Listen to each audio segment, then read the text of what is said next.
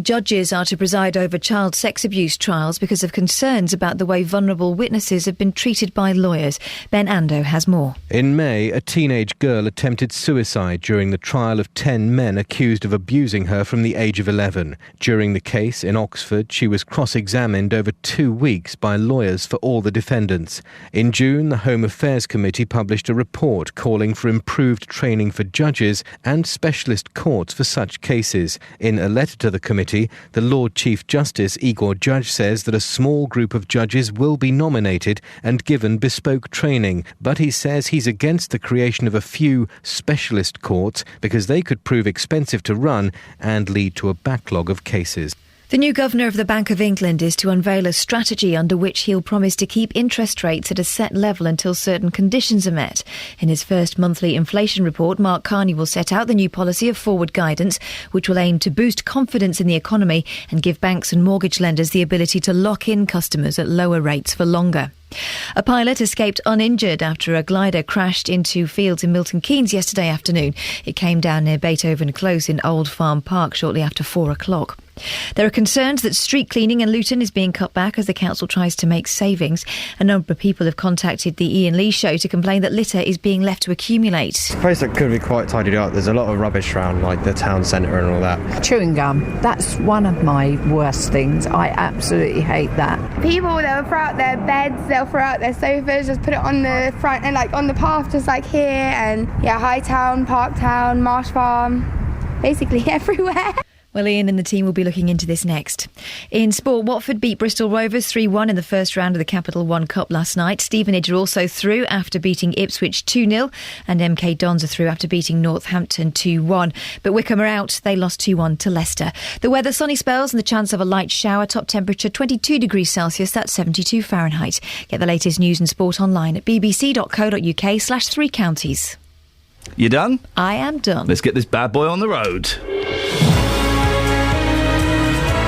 Morning, this is Iain Lee, BBC Three Counties Radio. 3 minutes past 6, it's Wednesday. I've had the most delightful message from my little boy on my telephone. That's why I'm looking a little bit doughy-eyed.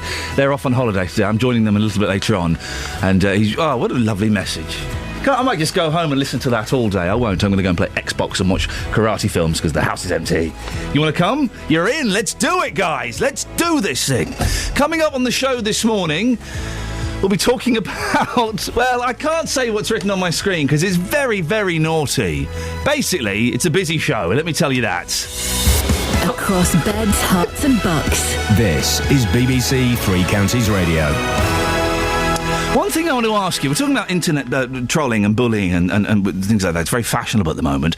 Are you or your children or your grandchildren on this ask.fm website? This seems to be the one that, according to the Daily Mail, so it must be true, is causing a lot of the problems because you can go on there and be anonymous. I've just set up an account on there, ask.fm/Iain Lee, I'm guessing. I cannot work out where the fun is in this website. So people ask questions and you answer them. That's fun, is it? I mean, questions can be fun, but you come here often. But I don't get the point of the website. If someone could call up and tell me what the point of that website is, 08459 455 555. Also, if you've taken out a payday loan, did it work for you? Was it good? They do get a bad press, but maybe they serve a purpose. Facebook.com/BBC3CR. You can send me a text, 81333, start your text 3CR, or you can give me a call, 08459 455 555. But the big story of the day, local authorities in Beds, Herts and Bucks still have over £16 million stuck in Icelandic banks following the collapse of them in 2008. Was it really? Wow. An investigation by BBC Three Counties Radio has found that Hertfordshire County Council still has £9 million outstanding, whilst the police and crime commissioners in Bucks are owed around £2.5 million. Well, our political reporter Paul Scoynes has been looking at the figures. Paul, remind us why local authorities had so much money invested in these banks. Well, it was quite attractive, Iain. I mean, interest rates of over 6.5%, a supposedly fairly stable economic environment, Iceland being seen to be pretty risk averse, and had developed this sort of savings culture of banks in the country. It was seen as a pretty good place. Not just councils were putting their money in there, individuals were putting in there.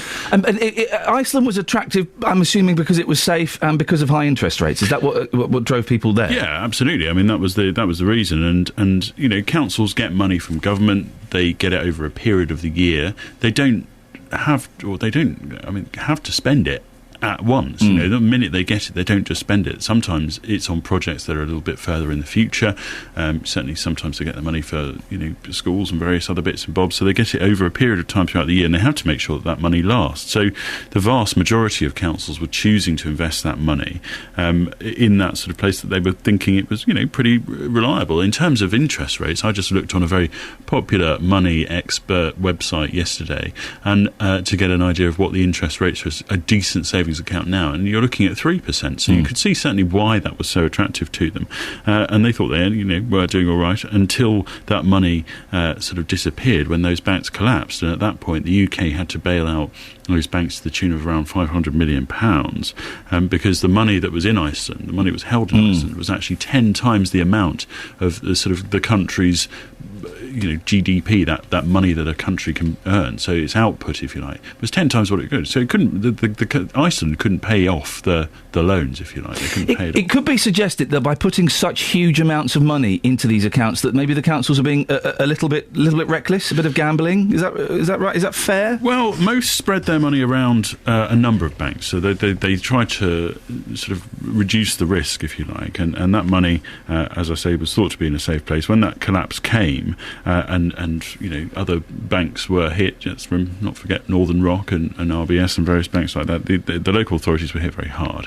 They you know, didn't realise that it was going to happen. I don't think anybody saw this particular thing coming, and the money was thought at the time to have been lost permanently, but then there was a sort of restructuring, and it was revealed that Iceland were going to pay that money back over a period of time. The Icelandic people, of course, were very much opposed to that idea, and actually in a referendum voted against that proposal, but the sort of government there did manage to get that sort of through, and it has been paid back over the years. Which authorities were hit hardest? Well, you mentioned Hertfordshire. That had £8.9 million still outstanding. It had £28 million invested, so a huge sum of money. It was one of the largest in the country, actually.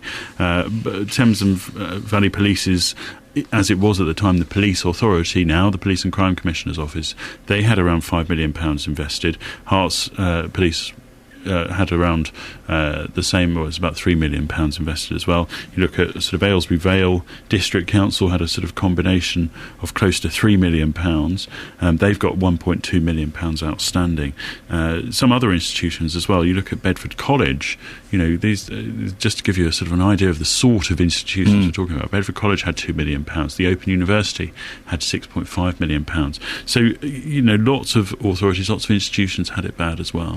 Did anybody escape from this crash? Well, some did. I mean, some councils didn't have any money invested in them. None of the Bedfordshire councils had any money invested. Milton Keynes had around £5 million in a couple of banks, but that withdrew it 6 months before the collapse.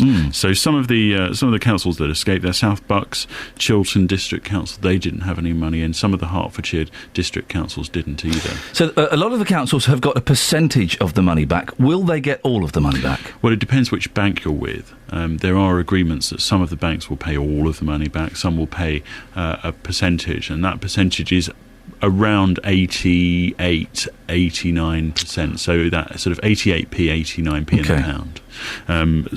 But yeah, I mean... And when's that going to happen? Is there a deadline for when that money has to be paid back? Well, not really. I mean, they're saying that the banks and the creditors, the actuaries, those accountants who investigate these things are confident that you should be seeing some sort of full payment back by 2017. So, you know, this whole process will have taken a huge time, probably close to 10 years. The Local Government Association last year said that more than half of the money had already been repaid to councils. So it is happening. It's just happening very slowly. Is there any suggestion that the councils dropped the ball here and that they should have known better? I don't think there is from our council's perspective, because, I mean, all of the councils, as we said, were in the same boat to an extent. Some, however, were criticised. for putting the money in the banks after some of the banks had been downgraded a little bit. So there was initial sort of downgradings, and then it went down. So some councils weren't doing their so-called due diligence on what they, where they were putting their cash, basically. I don't think it's seen as a failing of a council to have done this. Obviously, it's inconvenient. Some of the numbers, let's just put them into context. If you look at an authority like Hertfordshire, where you've got sort of an annual budget of £750 million, it's a huge county. You could argue, well, how much is 8 million here, there? I mean, it's really, it's a lot of money, and it's something that they would use to spend on services. But councils have a lot of money stashed away in their reserves all the time, so they have been able to smooth it out, if you like. So they won't necessarily have missed it, but obviously it's nicer to be in your bank than in someone else. And very quickly, have they learnt their lesson? Are their methods of saving their cash and investing different now? Yeah, they have sort of reduced the risk, if you like. They've spread the portfolio around, so they've got more things to invest in, if you like. And certainly what councils are saying is that where in the past they might have had this discussion between a finance officer and the finance cabinet minister, they might just have had a discussion about this. Now it's in public, now it's open in cabinet. They're having those discussions in public glare. So they say they're being more cautious, if anything else, as a result of this sort of big crash in 2008. Paul Scoins, thank you very much. Well, maybe some of the councils shouldn't have invested in Icelandic banks. Maybe they should have done what Ike and Tina Turner did and invested in the bank of Nutbush City Limits.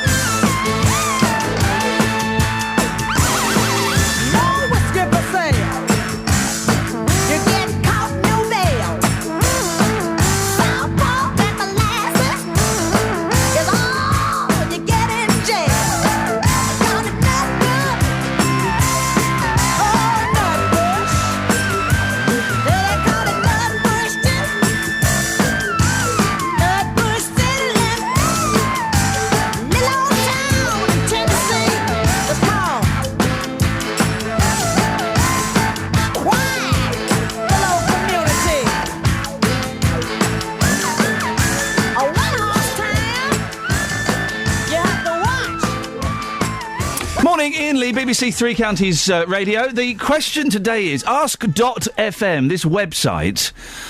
What on earth is the point of it? I've logged on to there. You ask questions, you answer questions. What? Is that it? There are no pictures. There's nothing of any merit there at all, it would appear. What on earth is attracting the teenagers to use ask.fm? 08459 455 555. Travel news for beds, cards and bugs. BBC Three Counties Radio. Good morning. If you're making a journey into Northamptonshire, just to cross into Pottersbury, the A5, flooding because of a burst water main between Blackwell End and the Puxley turn. Through Ivor Heath, the A412, this is Church Road, closed off for roadworks between Thornbridge Road and Slough Road at the 5 Points roundabout. Diversion via Bangers Road North and Slough Road. And along the A412 coming up to the 5 Points, there is a lane closed as well for works between Wexham Park Lane and 5 Points roundabout. Through Bedford, Goldington Road, the A4280, temporary lights are up. This is around Brookfield Road for works for the next couple of days around there. Things looking good on the train departure boards and no problems reported on the tubes. Adam Glynn, BBC Three Counties Radio. Thank you, Adam. 6:16, it's Wednesday the 7th of August. I'm Iain Lee. These are your headlines on BBC Three Counties Radio. More than £16 million is still owed to councils and local authorities in Beds, Herts and Bucks, 5 years after the Icelandic banks collapsed. Specially trained judges are to preside over child sex abuse trials because of concerns over the way vulnerable witnesses have been treated by lawyers.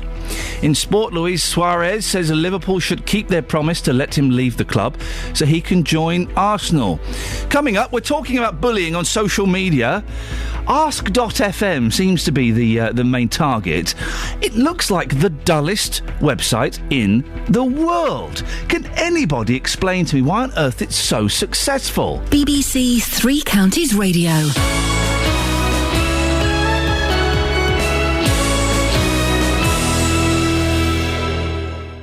It was styled as the crime of the century, the equivalent of £40 million.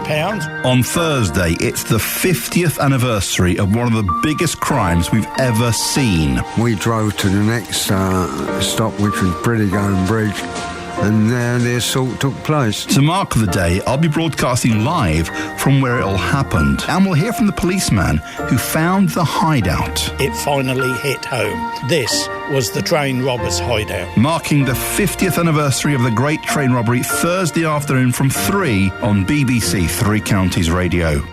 Why?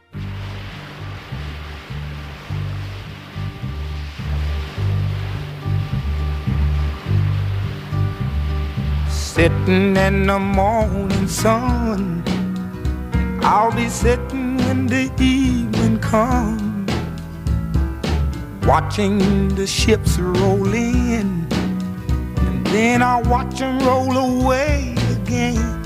Yeah, I'm sitting on the dock of the bay, watching the tide roll away. Just sitting on the dock of the bay, wasting time. I left my home in Georgia, headed for the Frisco Bay, 'cause I've had nothing to live for, and look like nothing's gonna come my way. So I'm just gonna sit on the dock of the bay, watching the tide roll away. I'm sitting on the dock of the bay, wasting time. Look like nothing's gonna change, everything still remains the same. I can't do what 10 people tell me to do, so I guess I'll remain the same. Listen, sitting here resting my bones, and this loneliness won't leave me alone. Listen, 2,000 miles I roam just to make this dock my home. Now I'm just gonna sit at the dock of the bay, watching the tide roll away. Ooh, I'm sitting on the dock of the bay, wasting time.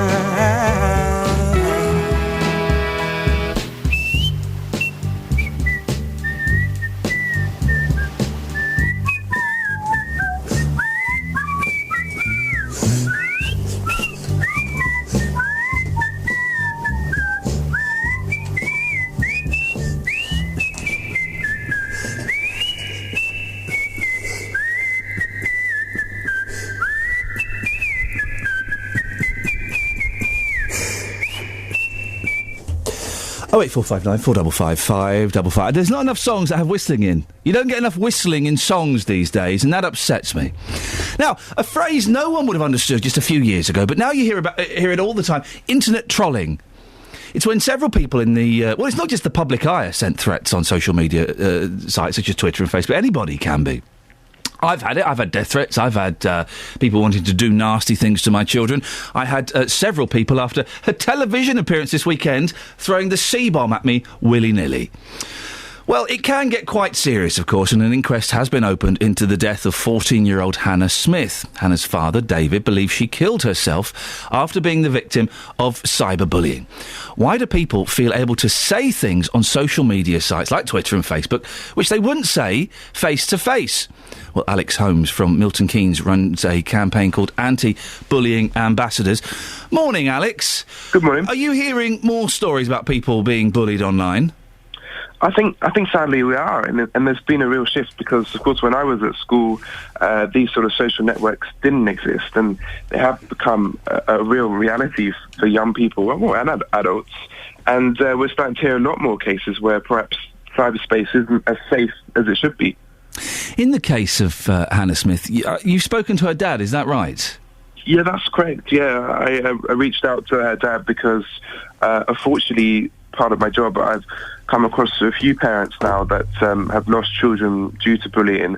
So I spoke to Hannah's dad, and Hannah's dad is incredibly brave and seems adamant, and really keen to get the message across that actually this is a reality and that people need to know that this particular site is not safe and there are some real issues. Do we know exactly what Hannah was encountering online? What abuse she was getting?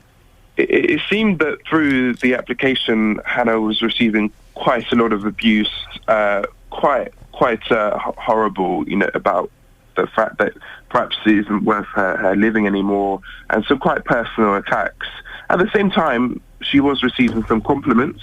There's the internet isn't necessarily a scary place, and in a way it can be positive, but the majority of the communication was abuse, and Hannah did try and fight back, but it seems that it was really getting her down.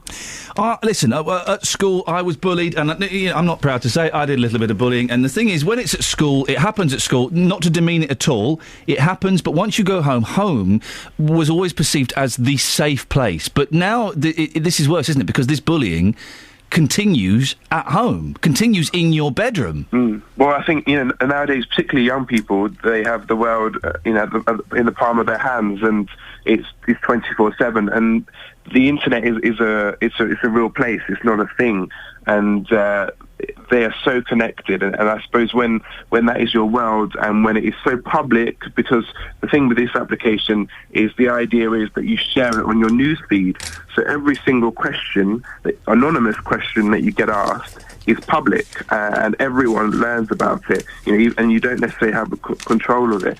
I think that's one of the scary things, because everybody knows, and how do you deal with that? Now, the application we're talking about is Ask FM, and obviously the website themselves have nothing to do with the bullying, and I'm sure that I'm just looking in the papers for the story of it. The gentleman that run it, I'm sure, would say it's a wonderful, safe, exciting place that young people can go to, and as all these things, it's the users, not necessarily the website, that's the problem. This is flawed in as much as people can be anonymous. But also, Alex, I've just signed up to Ask FM today, because I feel that if you're going to talk about these things, I have to have a look at it. Mm-hmm. I don't get it. I don't get what's the attraction of this website? Well, I think with a lot of applications, it tends to be a bit of a trend and a bit of a craze. I think when you see a lot of your friends doing it, you think, well, this is exciting. And maybe it's a little bit risky, because it gives people the opportunity to ask you stuff that perhaps you wouldn't get on a normal daily basis, and certainly things people wouldn't say to your face. I asked the same questions to some young people. Some of the boys in particular said actually it was great for them, because it was a chance for them to be a little bit brave and say some nice stuff to some girls that they wouldn't say. They were talking about compliments, and maybe if they weren't brave, they would ask a girl out. But I think for the majority, it's something slightly different. It's exciting, but does give people the opportunity to be a little bit brave and say things that they would never say to you, in real life. And I think that's where the dangers become, because not all of us are able to deal with criticism. We can't brush everything off. And for some, it becomes a little bit too much, and we don't know how to deal with that. Alex, thank you very much for that. I'm looking at this Ask.fm website, and I don't get it. I'm not meant to get it. I'm a 40-year-old dad. Of course I'm not meant to get it. I'm not a 15-year-old schoolgirl. But I don't understand. People ask questions and people answer questions. People have asked. These are questions for me, are they? I don't know. I don't get it. If someone could explain Ask FM to me, 08459 455 555.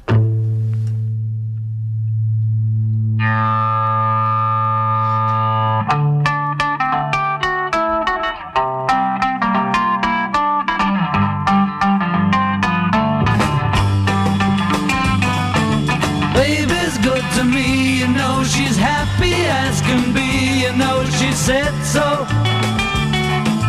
I'm in love with her and I feel fine. Baby says she's mine, you know she tells me all the time, you know she said so. I'm in love with her and I feel fine. I'm so glad that she's my little girl.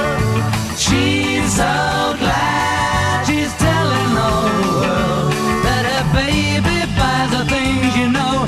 He buys her diamond rings, you know she said so. She's in love with me and I feel fine.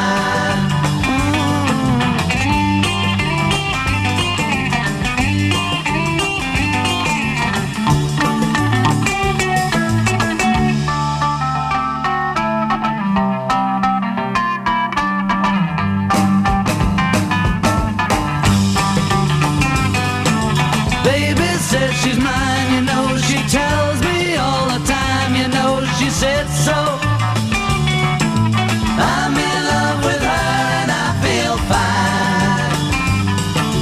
I'm so glad that she's my little girl. She's so glad she's telling all the world that her baby buys her things, you know. He buys her diamond rings, you know she said so. She's in love with me and I feel fine. She's in love with me and I feel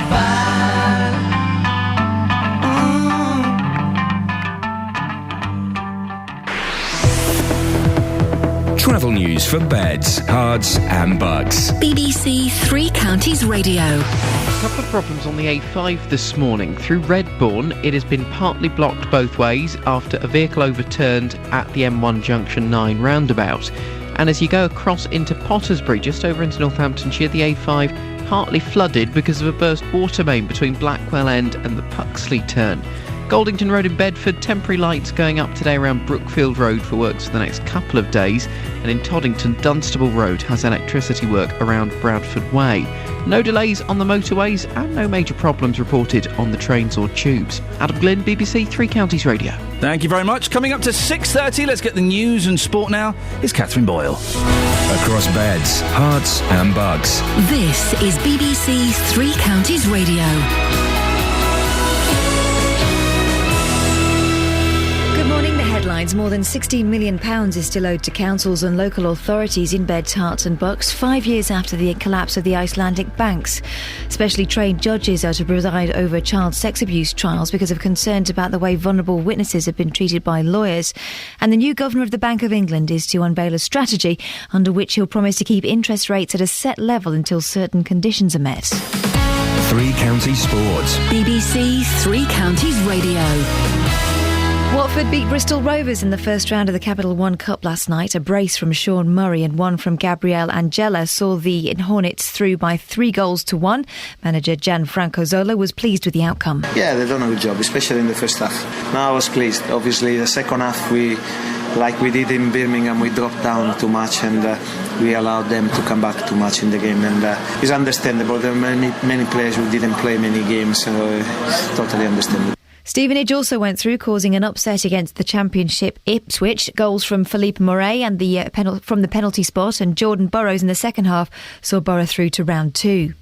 MK Dons will also be in the hat for the round 2 draw on Thursday. Carl Robinson's young side got past Northampton 2-1 at Sixfields, with goals from Ben Reeves and Jason Banton in a positive night for the future of the club. It's a great building block for us as a football club to use these opportunities to play the young players, and it was totally enjoyable. I think if you're a neutral here today, you would have been very, very excited about what you've seen. Won by the style of football of to be fair to both teams, and then obviously the pressure and the intensity of what a local derby and a cup competition brings as well. And League 2 Wycombe Wanderers were cruelly knocked out by Championship Leicester 2-1 in the last minute of stoppage time. Joe Cafor got Wycombe back on level terms after David Nugent had given the Foxes the lead, but in 95th minute, Sean St Ledger's strike means Leicester go through. And that's your latest news and sport. I'll be back with more at 7 o'clock. Call 08459 455 555. BBC Three Counties Radio.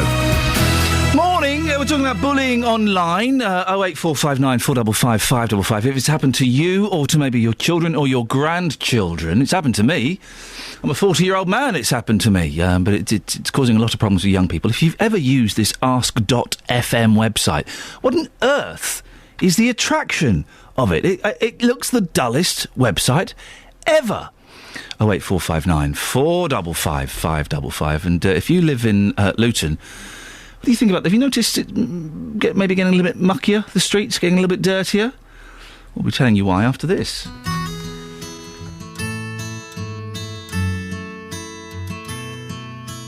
In my mind, I'm gone to Carolina.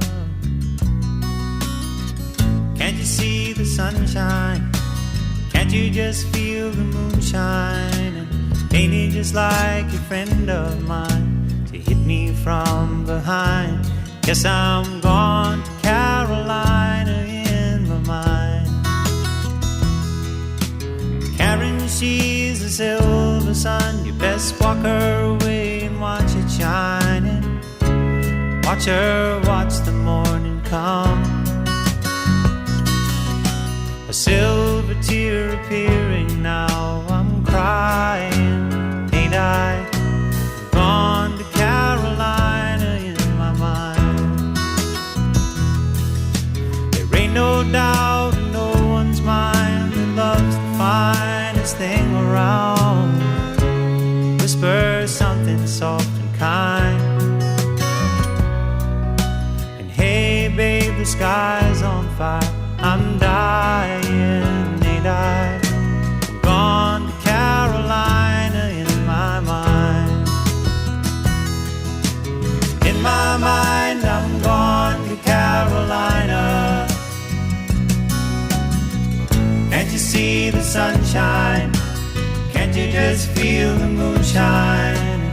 Ain't it just like a friend of mine to hit me from behind?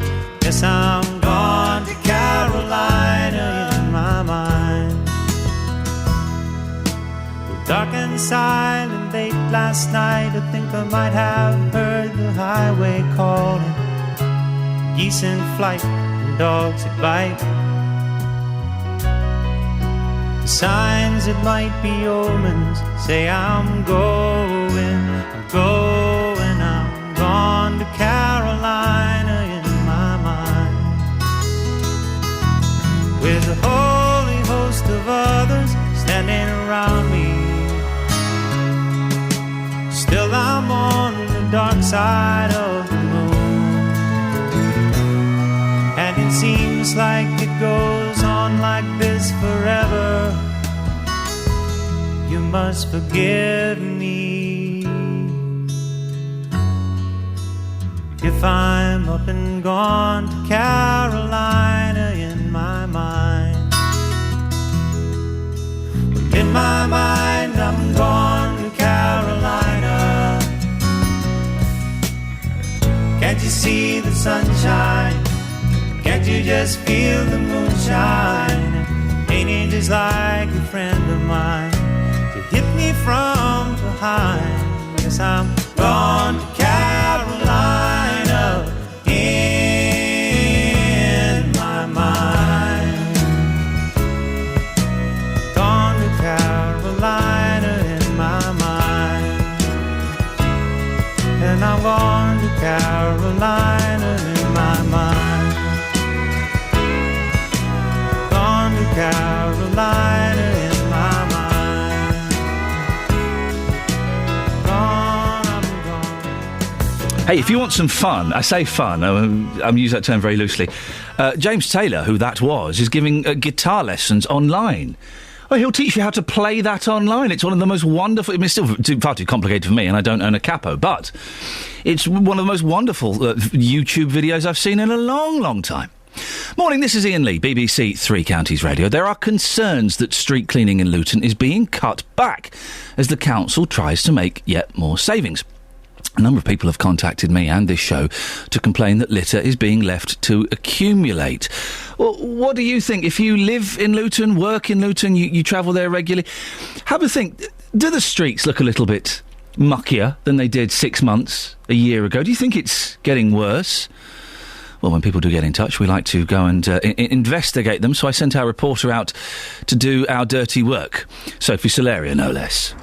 So I've come out onto the streets of Luton this morning to check out just how bad the mess is. I'm starting on Wellington Street, and already I can see to the left-hand side before the underpass a lot of abandoned rubbish. We're talking about dirty old abandoned bottles, there's cans. To my right, there's this leftover dustbin liner full to the brim of rubbish here. There's takeaway food wrappers, cigarette stubs also line all of the streets that I can see around me. And another one of the complaints that we've had has been overgrown weeds on the pavement, of which I can confirm there are many.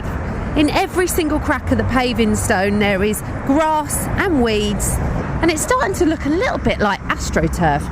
Let's take a little walk under the underpass and head down towards town. It's a place that could be quite tidied up. There's a lot of rubbish around, like the town centre and all that. What kind of things have you seen? Mostly bottles and that, sandwich wrappers, cigarettes and all that. I reckon it could do with a good cleaning. Chewing gum, that's one of my worst things. I absolutely hate that. People sticking it on the wall and all that sort of thing. I think they should be fined on the spot straight away. What happens when you get it on your shoe? It's not good, is it? No, not at all. Do you have to freeze it? Ladies, I stop you here. Sorry to disturb your lunch break, but have you noticed any rubbish around Luton? Yeah, Hightown, Parktown, Marsh Farm, basically everywhere. People, they'll throw out their beds, they'll throw out their sofas, just put it on the front and like on the path, just like here. And you can have things like rubbish bags, like someone will put it in someone else's bin and then they'll get mad and then they'll chuck it on the like outside their house. And it's when people just dump it on the street, like you get fly tipping all the time around here, all the time. So we're not just talking about cans and litter, we're talking about bed mattresses and sofas now. Full-blown stuff everywhere. People will do a job and they won't be able to afford the skip, so then they'll sit there and they'll put it all over the place. They'll put it in fields. Like, you see Wardown Park, not the actual park, closer to like the roundabout in that wooded area. They'll dump it there. They'll dump it basically anywhere they want. It was really bad. Same as down Lee Grove. Yeah. That park down there gets stuff there all the time. What do you think needs to be done about that? Well, do you know what? Like say about a year ago, I said to someone about doing a clean up of the river because they'll take my son down there and stuff. And they was like, "It's no point.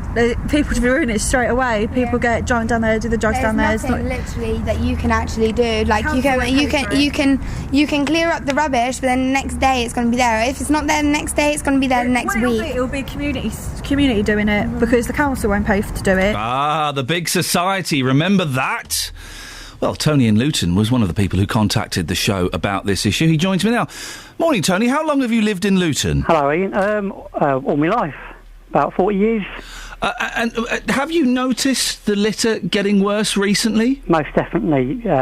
Since they've made cutbacks, you can tell that the streets of Luton are very messy. Not just messy, they're also overgrown with weeds and stuff like that in the roads and on the pavements. Over what period would you say this has got worse? The last 3 to 4 years. Right, OK. And are there areas that are worse than others, would you say?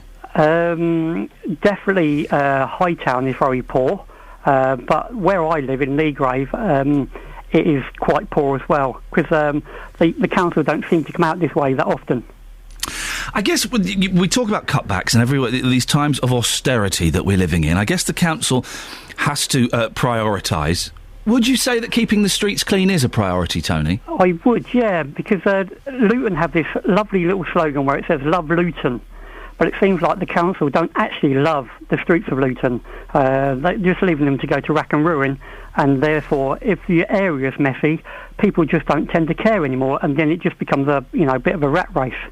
We heard some people in that Sophie was talking to saying that it's going to end up with the residents doing it. Is there something in that? Should it be the responsibility of the residents to go around with black bin bags every couple of weeks and tidy up, do you think? Yes and no. If it's outside your own street, house, like, for example, this morning I've looked out the window and there's half a dozen cans and a plastic bottle, I would go and pick them up myself and put them in the recycling bin. But, the council should be responsible as well. So, them and us. What's your message to the council, Tony? Maybe re-employ the street cleaners that they've let go, because they've done a great job when they was in employment. Tony, thank you very much for getting in touch. We've had a few people who've got in touch about this. Well, let's talk about this specifically. What do you think? Is your area getting worse? Is it dirtier since these cutbacks, these times of austerity were introduced? 08459 455 555. Do you think that cleaning the streets should be a priority? I would suggest yes, it should be. Of course, we should all take responsibility for our own actions, and if we see a bit of litter near our house, go and pick it up. I do that all the time. Not all the time, I don't live in a particularly messy area, but I do it. If I'm out and about in a park and sat down and there's some rubbish nearby, I'll pick that up. But should the council be doing more? 08459 455 555.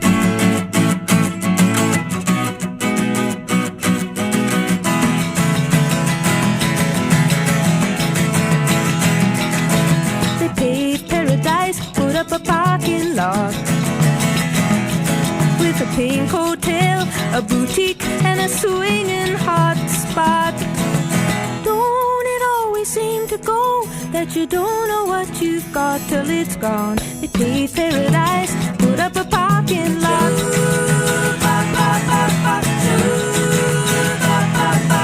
They took all the trees, put them in a tree museum.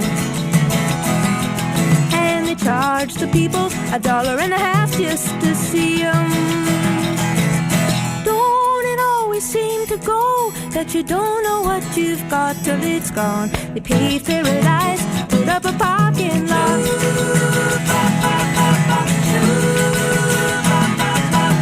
Hey, farmer, put away the DDT now.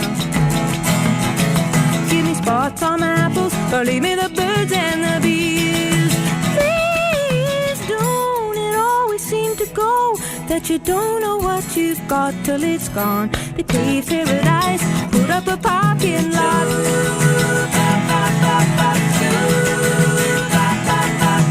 Late last night, I heard the screen door slam, and a big yellow taxi took away my old man. Don't it always seem to go that you don't know what you've got till it's gone? They paved paradise, put up a parking lot. I said, don't it always seem to go that you don't know what you've got till it's gone? They paved paradise, put up a parking lot. They paved paradise, put up a parking lot. They paved paradise, put up a parking lot. Oh man, that Joni Mitchell. You little minx, Mitchell. Oh, I'd like to write a song about you and I living together in the 1960s and call it Our House and pretend I was Graham Nash. This is Iain Lee, BBC Three Counties Radio. In the next few minutes, we'll be talking about payday loans. Payday loans. Those loans where you phone up or you go online, you do it on an app on your phone, you go into a shop, I need 500 quid. Oh, yes, that'll be fine. 4,000% interest. Have you used them? They get a bad press. But they obviously serve a purpose, don't they? Do they deserve the bad press they've got? I'd like to get your stories on this, good or bad, about using payday loans. You know the terms. When you go, they're not lying to you. 08459 455 555. Payday loans, good or bad? Travel news for beds, cards and bugs. BBC Three Counties Radio. Still problems on the A5 across into Northamptonshire around Pottersbury. Flooding because of a burst water main between Blackwell End and the Puxley turn. And in Redbourne, the A5 is partly blocked both ways as a vehicle has overturned at the M1 Junction 9 roundabout. That's for Redbourne, of course. And police are on the scene and directing traffic right now. It's an overturned vehicle on the eastern roundabout, which is partly blocked. The police and the fire brigade are there. It's affecting traffic leaving the M1 southbound and access onto the A5183 from the roundabout.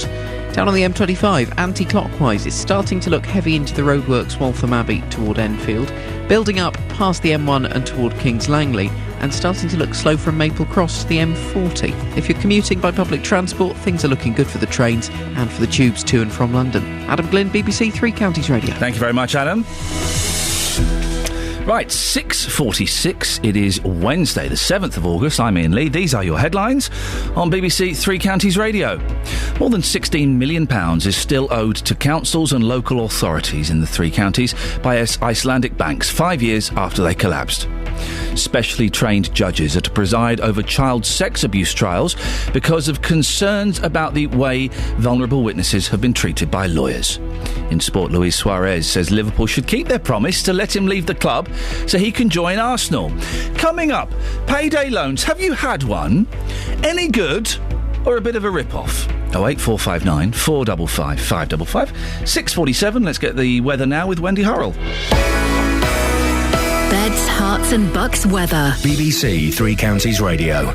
Good morning. Some brightness for most of the three counties at the moment. A little bit of mist in a few places as well. Temperatures generally starting off at about 12 degrees this morning.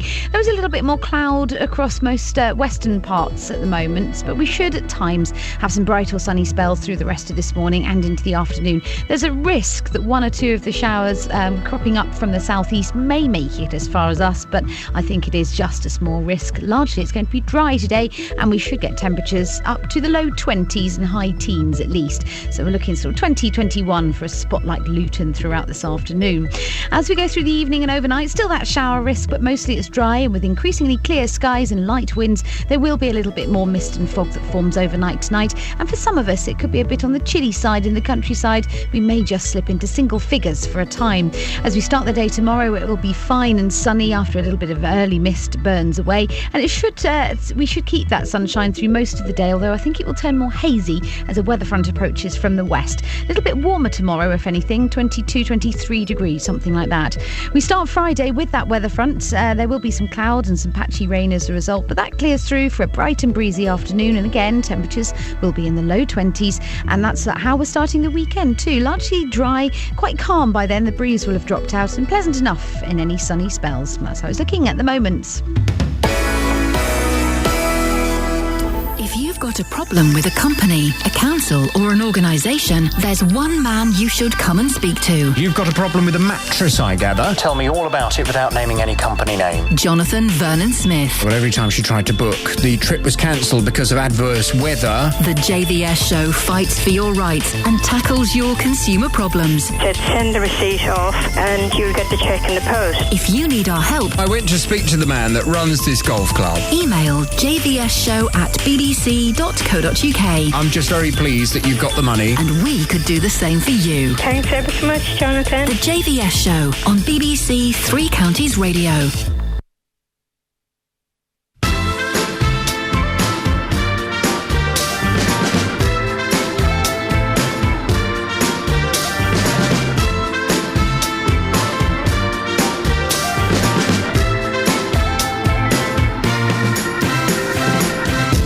Your captivating eyes, the clever way they smile, stops him in his tracks. Then at your pretty face, you keep him in his place. He'd do anything you ask. They've broken the mold, more precious than gold. When you're standing there, disappears. It would be a crime to ever let you go. He should be inclined to keep you very close. No one else compares. You're incredible.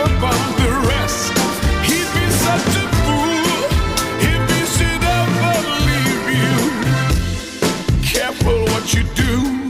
He's so in love with you, you might tear him apart.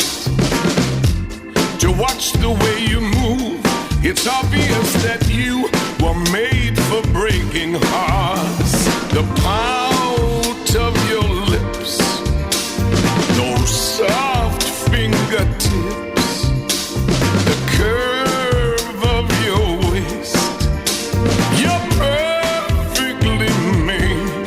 It would be a crime to ever let you go. He should be inclined to keep you very close. No one else compares, you're a cut above the rest. He'd be such a fool if he should ever leave you.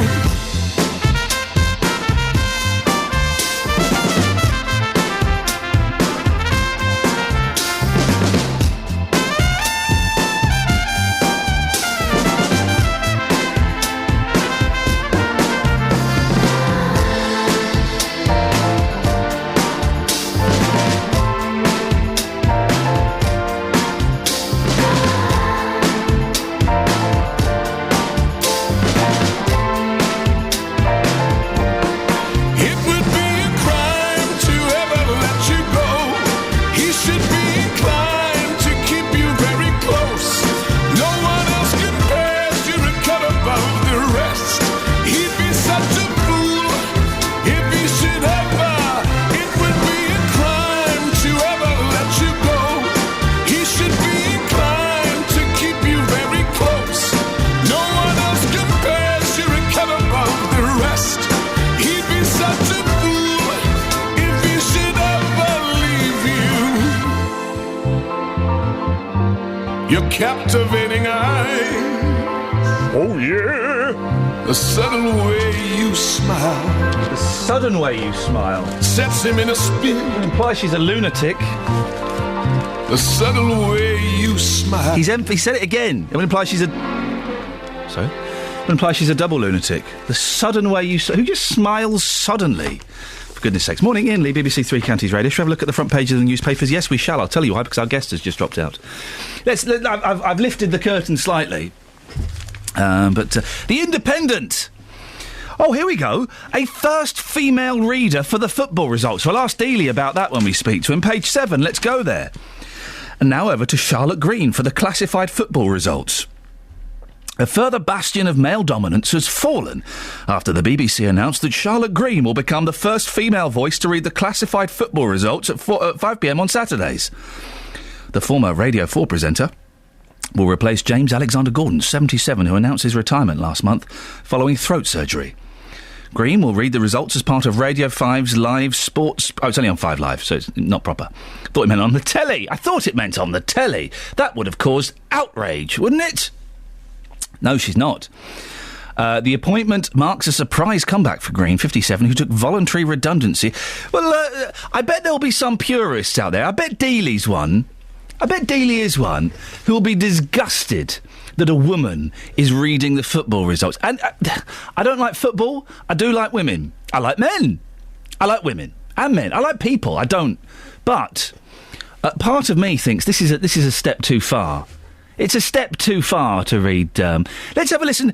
Kelly Betts, I'm going to get you, in your posh voice, I want you to do the football results, OK, Kelly Betts? So you do some football results for us now. Luton 4, Watford 1, Stanley Accrington 7, Manchester United 4. See, it doesn't sound right, does it? I thought it sounded great. No. Listen with my ears. Do it again, but imagine you're me. OK. Manchester United 1, Arsenal 4. Doesn't sound right. It doesn't sound right. It doesn't now I'm listening through your ears. Exactly. And that's... I see what you mean. I think what most sensible people will be doing. Doesn't work, does it? No. Thank you very much indeed. That's that experiment there. What do you think? Being a little bit harsh? And yes, she did just say Stanley Accrington, who I think appeared in several Laurel and Hardy films as the Scottish gentleman with the moustache who went, oh! Oh no, that was James Finlayson, but never mind. This is incredible. On the front page of The Independent, outcry as judge calls 13-year-old victim a sexual predator. A 13-year-old girl, a sexual predator. Yeah, nice one. Equality activists have condemned a judge for letting a man who admitted having sex with a 13-year-old girl walk free on the grounds that his victim was sexually predatory. 13-year-old girl. All right, yeah. Last night, the Attorney-General, Dominic Grieve, agreed to look into the case after an outcry over the 8-month suspended jail sentence handed down to 41-year-old Neil Watson. What a world we live in, huh? The Telegraph. The hills are alive with the... I've never seen The Sound of Music. Can you believe that? Never seen it? Never will. It's been long scorned as overly sweet and sentimental, but a new production of The Sound of Music is garnering 5-star reviews. Well done. Love animals, hate the new Marmite TV advert. They say you either love it or hate it, and a new Marmite advert that parodies the work of animal welfare officers had a similarly polarising effect, prompting 250 complaints.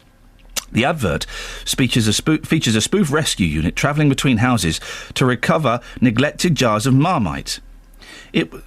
What? The Advertising Standards Authority... why is it in poor taste? Others thought it deeply offensive. This is the thing, all right? I'm talking to you now. People should not have the right to complain about television or radio. They shouldn't, because they don't get it. How is a Marmite advert in poor taste and deeply offensive? It trivialises the work of animal welfare charities and child protection agencies. Oh, get a life. It's a joke. It's jars of Marmite being rescued from cupboards. The Guardian. Starved to death. The polar bear. Oh, there's a dead polar bear on the front page. Incredible picture. US and UK pull out of Yemen. Front page of the Times. Well, there's another Eccleston daughter, is there? Petra Eccleston. The Formula One heiress, Petra Eccleston, fears that a sophisticated conman stole £500,000 of jewellery. Well, hang on a minute, did he steal it or not? Let's go to page 5. Bogus buyer pockets £500,000 jewellery from Petra Eccleston's Belgravia home. Oh. She'll go and buy some more, she won't notice. Ban petrol and diesel cars, say Lib Dems. What? Most types of cars... Another reason not to vote those Muppets. There's not an election coming up, is there? No, I can say that. Most types of cars will be banned from the roads by 2040 under a Liberal... Hang on a minute, that's 27 years... No, don't do it. Oh, for goodness sake, idiots. Oh, Dealey! Morning, boss. Hello, boss. How are you? Yeah, good, thank you very much indeed. Excellent. Listen, I didn't realise you were there, so I've been looking at the papers and getting angry. Great review. Thank you very much indeed. Yeah, I love the rant about Marmite. Yeah. I love that rant. Get it? I loved it. I don't get it. Listen, yesterday we were talking about eyesight tests. Yeah. We're going to have I've lined up an eyesight test for a little bit later on. Woohoo! I am totally going to kick your butt when it comes to no, looking. You're not. Sorry? No, you're not. No, you are not. Just to prove it to you, right now, I'm standing about, I don't know, I'd say a quarter of a mile away from my favourite curry house. I can see the sign from here, REDCHILLI, Red Chilli. There you go. I'm miles away from that. I'm going to whip your backside later on. It's your favourite curry house? No, doesn't... You see, it may be my favourite curry house, but I can still read the sign. We'll find out a little bit later on who's got the best eyesight, shall we? Clearly it's going to be me. Travel news for beds, cards and bugs. BBC Three Counties Radio. A5 crosses Northamptonshire around Pottersbury, flooding, a burst water main between Blackwell End and the Puxley turn, and problems in Redbourne. The A5 is part blocked, an overturned vehicle on the roundabout at the M1's junction 9. Police on the scene directing traffic. It's on the eastern roundabout, and it's affecting traffic leaving the M1 southbound, plus affecting access to the A5 183. Indeed, the M1 southbound is looking pretty slow from junction 10 at Luton Airport toward 9 at Redbourne. M25 anti-clockwise, heavy into the roadworks, Waltham Abbey to Enfield, slow from the M1 to Kings Langley and from Maple Cross to the M40, and the A1 into London starting to look slow from Apex Corner to Mill Hill Circus, while trains and tubes run without problems. Adam Glynn, BBC Three Counties Radio. Thank you, Adam. My timing's all over the shop today, but it makes the show a little bit more exciting, a little bit dangerous, a bit of a frisson. Ever used a payday loans company? Any good? Or a load of old tosh? We'll find out after the news with Catherine. On FM, AM, online and digital radio. This is BBC Three Counties Radio.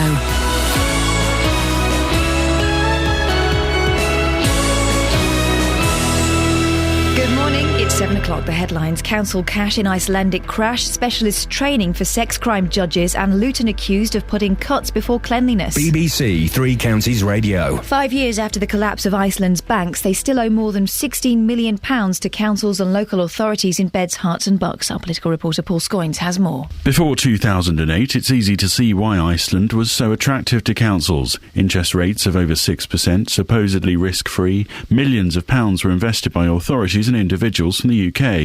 But when the banks collapsed, little did anyone know it would take over 5 years to be repaid.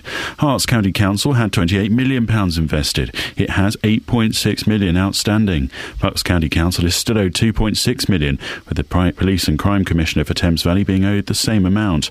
Most councils are confident of recovering nearly all of the money, and at least 70% has been repaid in total. Police are appealing for help to stop a Bedford family being racially abused. The family, who live in Devizes Avenue, have had glue stuck into the lock of their front door and racist material posted through their letterbox. Simon Oxley has more.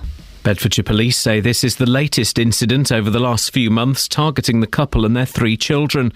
Literature about Nazis and the Ku Klux Klan has been put through the door, along with films on DVD and VHS with themes about racism. Police say, like much of Bedford, this is a diverse area and there's no obvious reason why the family have been singled out and subjected to offensive and criminal behaviour. Specially trained judges are to preside over child sex abuse trials in England and Wales because of concerns about the way vulnerable witnesses have been treated by lawyers. However, the Lord Chief Justice has rejected calls for specialist courts to deal with sexual offences. Video has emerged of a UKIP MEP describing foreign aid as sending money to Bongo Land. In a speech to supporters in the West Midlands last month, Godfrey Bloom said foreign aid was being misused to buy designer sunglasses and apartments in Paris.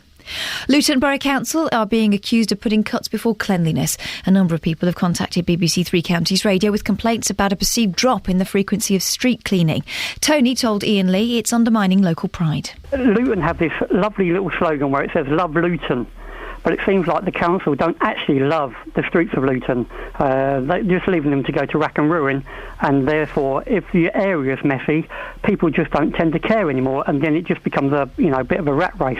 In sport, Watford beat Bristol Rovers 3-1 in the first round of the Capital One Cup last night. Stevenage are also through after beating Ipswich 2-0. MK Dons also through. Northampton were beaten 2-1 and Wickham are out after losing 2-1 to Leicester. The weather, sunny spells and the chance of a light shower with a top temperature of 22 degrees Celsius, that's 72 Fahrenheit. Get the latest news and sport online at bbc.co.uk/Three Counties. A video was taken of me. A video is about to be leaked on the internet. I've just been given information of me in a very, this is serious, of me in a very, very private moment, okay? You know, sometimes there, no. You're not... No, yes. You know, sometimes private moments are recorded on film, okay? Are they? They should be. Right. And I've just been given information that a private moment of me is going to be released on the internet. Right. And this has got to stop now. This has got to stop now. Stop having private moments. Well, stop having internet. I have a career, and I have a family, and these. How'd you get time for private moments? Well, I wish I had the time. I'm a very wealthy man, and that's part of the problem. So, if any videos of private moments are leaked onto the internet, then Can you send them to me first? No.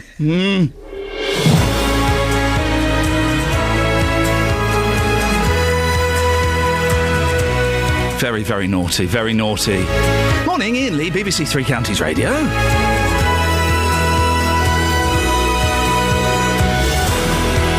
Slap it. It's Wednesday. Let's slap Wednesday into Thursday, shall we? Let's murder Thursday and just go straight to Friday. Why the hell not? Because they're just abstract concepts that we've named days. That's all. Today on the programme, I'm talking about internet trolling. There's been an inquest has been opened into the death of a 14-year-old girl named Hannah Smith. Hannah's father, David, believes she killed herself after being the victim of cyberbullying. Well, what can be done about it? And have you or your children or your grandchildren ever been the victim of it? I'll be finding out why local authorities in Beds, Herts and Bucks still have over £16 million stuck in Icelandic banks following the collapse of them in 2008. Plus, have you noticed you noticed? Have you ever noticed a lot more litter around Luton recently? Well, lots of you have been in touch with me, and we'll be having more about that on the show later. And those payday loans, any good? Or no?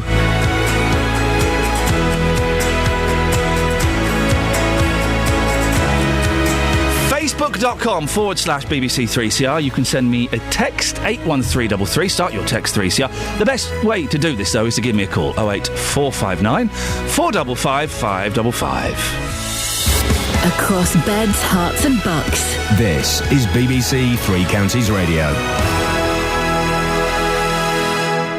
Local authorities in Beds, Herts and Bucks still have over £16 million stuck in Icelandic banks following the collapse of the banks in 2008.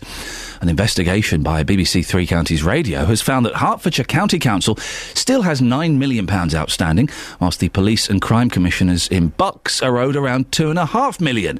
Well, our political reporter Paul Scoynes has been looking at the figures. Paul, remind us why local authorities had so much money invested in Icelandic banks. Well, at the time, Ian, it was considered to be pretty attractive. I mean, you had high interest rates, in some cases over 6%. So if you compare that to today's prices, you know, it's almost double what you could get in a bank at the moment. And so, you know, in that time that councils had, in the sort of early 2000s up to around 2008, they were putting money into various sort of Icelandic investment schemes. And this isn't unusual. Lots of individuals were doing it too. And councils have always invested money to a certain extent because they have a lot of cash that doesn't necessarily need to be spent at that moment. And the best thing they considered for their residents was to invest the money and try and get a decent return on it. So who is still owed what? Do we know? Yeah, we do. I mean, we've got some sort of outstanding figures that stand out, I suppose. You had £28 million invested from Hertfordshire County Council. They've still got around £8.9 million outstanding. You've got around £5 million from the Thames Valley sort of police authority, as it was, but now the Police and Crime Commissioner's Office, that was around £5 million. There's around half of that still outstanding. The same sort of picture in Buckinghamshire, where you had sort of around £5 million and around 2.6 outstanding still. I mean, there are lots of other little smaller areas like Aylesbury Vale, where there's around £1.2 million outstanding still. A lot of these councils have had quite a fair chunk of that money paid back, around 70%, and most councils expect to get most, if not all, of the money back. Some won't get all of the money. They're kind of saying 88-90%. 88-90% for some of the accounts that they had. So which sounds good, but when you're dealing with millions of pounds, that is a significant shortfall, isn't it? Yeah, I think some councils, most of the big councils, actually, they were okay because they either had them in just one of the big banks or they were deemed sort of priority creditors, so they get all of it back. But some councils have come to arrangements with a sort of 88-90p in a pound repayment sort of thing. So they might lose 10% of the money that they had invested. But if you think about it, what some of the councils are telling me is, well, if you be pragmatic, you know, we'd already had a decent amount of interest at that point, so it's more or less neutral in terms of what we came back with. Paul, thank you very much. As we said, Bucks County Council is still owed about £2.6 million. I'm joined now by Peter Hardy, the Conservative councillor in charge of finance at Bucks County Council. Morning, Peter. Can you explain? Some people might confuse. Why did the council invest its money like this? Yes, good morning, Ian. I wasn't directly responsible at the time, but as Paul said, we were looking for good returns on behalf of our residents, and the Icelandic banks at that time were very attractive. Was there any indication that it might have been a risk? Well, at the time, and even today, we rely on ratings agencies to tell us the security of banks, and they were all saying the Icelandic banks were secure bets. Now I believe the rating agencies have upped their game, and there's been new guidance from the Department for Communities and Local Government and from the professional accounting standards bodies and so on. So I think we're all doing a better job on that. But at the time, we were pretty confident. How did the council find out that something was wrong? Did the bank get in touch? Did they see it on the news? How does it work? I think the bank just collapsed. I can't actually remember the details of it, to be honest, but it was big news at the time, just like Northern Rock was in this country. And £2.6 million is still owed. We're very confident of getting the rest back. It'll take a little bit of time. We expect to get it all back by 2017. UK local authorities and other institutions were given priority status by the Icelandic court, and so it's just really a question of time. And did losing that chunk of money, for a short period, did that affect how the council operated? No, as Paul said, we have substantial cash surplus during the year, and for example, at the end of March, we had £245 million Bucks residents' money invested with 29 different institutions. So, £5 million is a significant amount of money, but as long as we get it back, it can be handled. What lessons have been learnt from this, Peter? I think the lessons are really what I said before, that the sector has to up its game in terms of looking at the security of all these banks, and we work very hard on that. We've made no investments in the Eurozone for the last 18 months for obvious reasons. We concentrate on UK banks and building societies and money market funds, and we review our strategy and our investment portfolio on a very regular basis. I have monthly meetings on it. At the moment, of course, there's a big difference because we don't really get very much returns from these investments. Last year we got 0.8%. I think Paul mentioned over 5% back in 2008. Well, the world's changed a lot since then. Peter, is there any sort of almost temptation to put it in things like premium bonds, where you've got a sort of a guaranteed... Well, it is a little bit, isn't it? No, I think that would be very irresponsible. We are looking for security and liquidity first. That's our main priorities, and investment income is an important, but particularly at the moment it's a secondary goal because there isn't much income available to us given interest rates. Peter, thank you very much indeed. That's Peter Hardy, who we were just speaking to, the Conservative Councillor in charge of finance at Bucks County Council. Paul Scoins, thank you very much. You, just to go off on a slight tangent, if you don't mind. Go on. You wear glasses. I do wear glasses, yes. And you look good with glasses. You're one of those people that... I've started the sentence. There's no... Where are we going with this? There's no polite way of finishing this You have to ask me out sentence. for dinner, really. Sorry? You're one of those people who looks a little unusual without glasses. Don't take them off. Oh, no! What? Look at your face. What do I... Your eyes are wonky. What? One's higher than the other. Is it? No, it's just 'cause I've got my head on a tilt. Put your head straight. All right. But your left eye is higher than your right eye. No, that doesn't sound... Put your it's true, isn't it? Put your glasses on. What, saying my glasses mask my facial... Yes, because of your rim. Your rim covers, kind of evens them up. Is it just because I've got wonky eyebrows? Is that what you're saying? Do you pluck your eyebrows? No, but I did go... no. You know, the other week when I did a piece in Royston about their CCTV. Do you remember that? I don't... Yes. I think I did it. I might have done it for Roberto's show. Oh. And are you seeing another show behind my back? I am seeing another show behind your back. No, I went to get my hair cut in a barber's, and it was a sort of Turkish barber's. Oh, I yes. went there, and I had my hair cut, and whilst I was waiting for a guest to arrive, by the way, not just... was anyway. My licence fee paying for this haircut?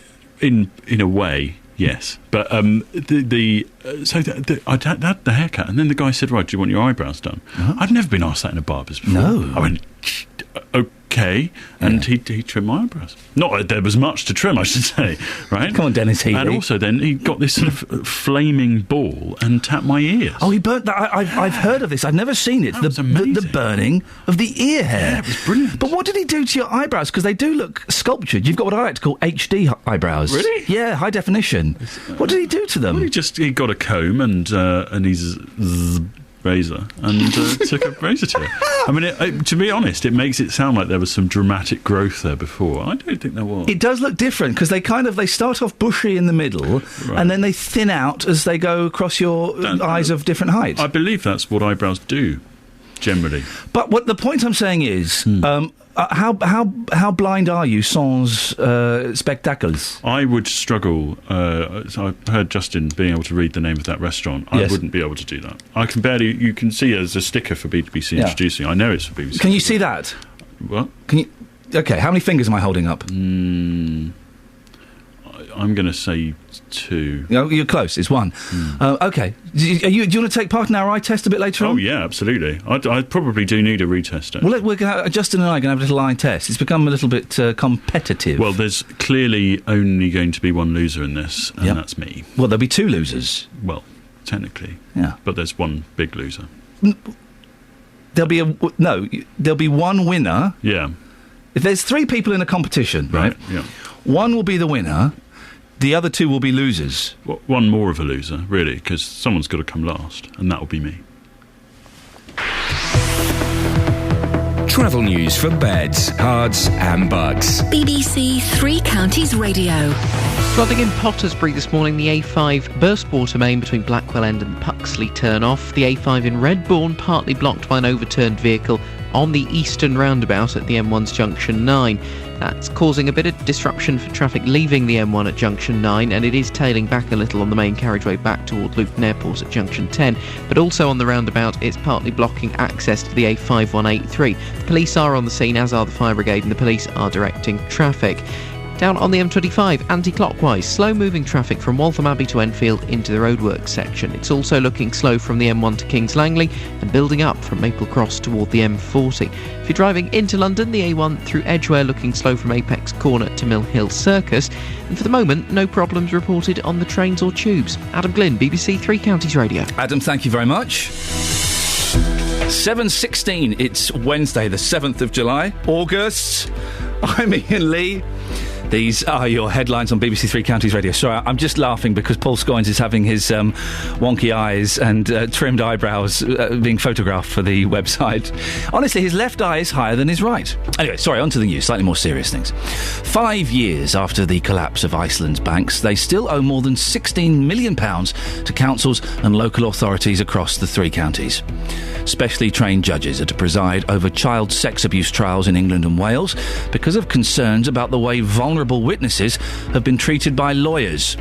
In sport, Luis Suarez has confirmed he wants to leave Liverpool. The striker's told 2 newspapers this morning, "I'm 26. I need to be playing in the Champions League." Coming up, we'll be talking about online bullying and asking Ask.fm, really, what is the point of it? 08459 455 555. BBC Three Counties Radio.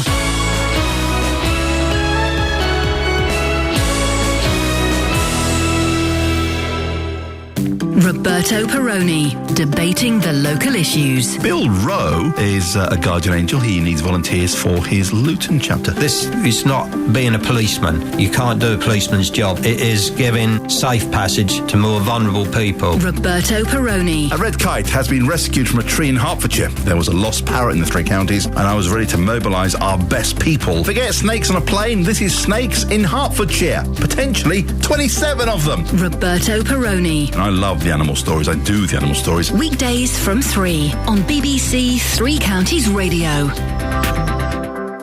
08459 455 555 is the telephone number if you want to give us a call. You can go to facebook.com/BBC3CR, or you can send me a text, 81333. Start your text, 3CR. Shall we have a quick look at the rest of the front pages? Shall we do that? Yes, why not? Oh, no, we're going to do that. Now that the instructions have been typed on the screen, I can know exactly where we're going. Thank you very much indeed. The European body responsible for promoting safe internet use say they are receiving complaints every day from teenagers, parents and teachers worried about sites like Ask.fm. It's been linked to a number of teenager suicides, including 14-year-old Hannah Smith, who died after being targeted by anonymous abuse. Hannah's father, David Smith, believes she killed herself after being the victim of cyberbullying. Well, Jonathan Armstrong is a technology lawyer with the firm Dwayne Morris. He's been involved in putting together the Know the Net test, designed to test people on their own knowledge of social media. Jonathan, we're hearing more and more about internet trolling. I've been a victim of it a couple of years ago. Is it getting any worse, or are the papers just jumping on it at the moment? I think there's elements of both, really. I think we're using social media more, and our sort of inhibitions are dropping more, and as a result more people are suffering abuse. You've had it, I've had it. I went on another BBC programme and got maybe 300 messages. My comfort was about 150 thought I was an idiot because I'd taken one position, and 150 because I'd taken another, and I thought broadly these things balance out, and I've got broad shoulders. The worry, of course, is not that people are trolling well-known public figures and politicians and you and I. who should be big enough to take it. The real worry is that these people who are targeting children, who sometimes panic and, like in this tragic case, take things, far too seriously, really. In some respects, when we go on the internet, we should put a thick skin on, because bad things do happen. It's hard to, isn't it, though? It is hard to. I've had some awful abuse relating to my son a couple of years ago, which I found very upsetting. I did a TV programme at the weekend where I had an argument with a Big Brother housemate, of all things, and got called the C-bomb several times the next day, which I kind of managed to shrug that off. It is hard, though, isn't it, to for some people, if they're young or old, if they're feeling vulnerable, to shake it off and ignore it. That's exactly right. And if you feel that you can't ignore it and it's, too much of a pressure for you, then there's obviously people that we can go to for help. It's not necessarily the job of the social network, in my opinion, to stand there and monitor everything. People were bullied at school in my day. We didn't expect the playground to step in and stop it. We expected teachers to monitor the playground, yes, but also if we had a problem, we were told to go to the teachers. That's exactly the same advice if you're a child now. If you're bullied and you can speak to a teacher, fine. If you can't speak to a teacher, then go online to a site like the Samaritans that have got all sorts of different sites that you can talk to people, like cyber mentors, or ring the Samaritans, ring them for help and chat it through with them. These days, the good news is that a lot of these support organisations are used to dealing with cyberbullying. And the police are more used to dealing with cyberbullying as well. More than 1,700 people were charged with cyberbullying offences in 2012. It's tracking around about the same this year. So it's not true that the school won't be interested, that the police won't be interested, that the Samaritans won't be interested. They will. Go online, go to sites like Know the Net, go to the Samaritans and get help. There are people there to help you. You mentioned Know the Net. You designed the Know the Net test, or a part of the team. What does that involve? So it allows people, teenagers, anyone, grandparents, parents, to go online and test themselves on what they know about social media, so that they can know their own behaviours and improve them. And 7,000, 8,000, 9,000 people have been through the test and improved their behaviours as a result. My daughter, for example, I wouldn't let her open a Facebook account until she'd been online, she'd sat the test, she'd got a good score. It's not only about how you will respond to threats, but also your own behaviours. We've seen, for example, teenagers get into trouble for inciting riots on Facebook, for provoking well-known figures and so on. So it's partly about responding to threats that you receive, but also about knowing your own behaviours, making sure that you're a sort of good internet citizen as well. There's been lots of stories in the press the last week or so of women being abused on Twitter, and not to demean that in the slightest. The stuff that's been chucked at them is awful, but it isn't just women that it happens to. It does happen to grown men. So it's happened to me. Awful stuff about my boy was posted on Twitter. Surely one thing, if you're finding Twitter specifically such an unpleasant experience, why don't people just leave? I know people say, oh, well, the bullies have won, but if it is so horrific, if you are getting bomb threats, why not just leave Twitter? And then that stress is gone, isn't it?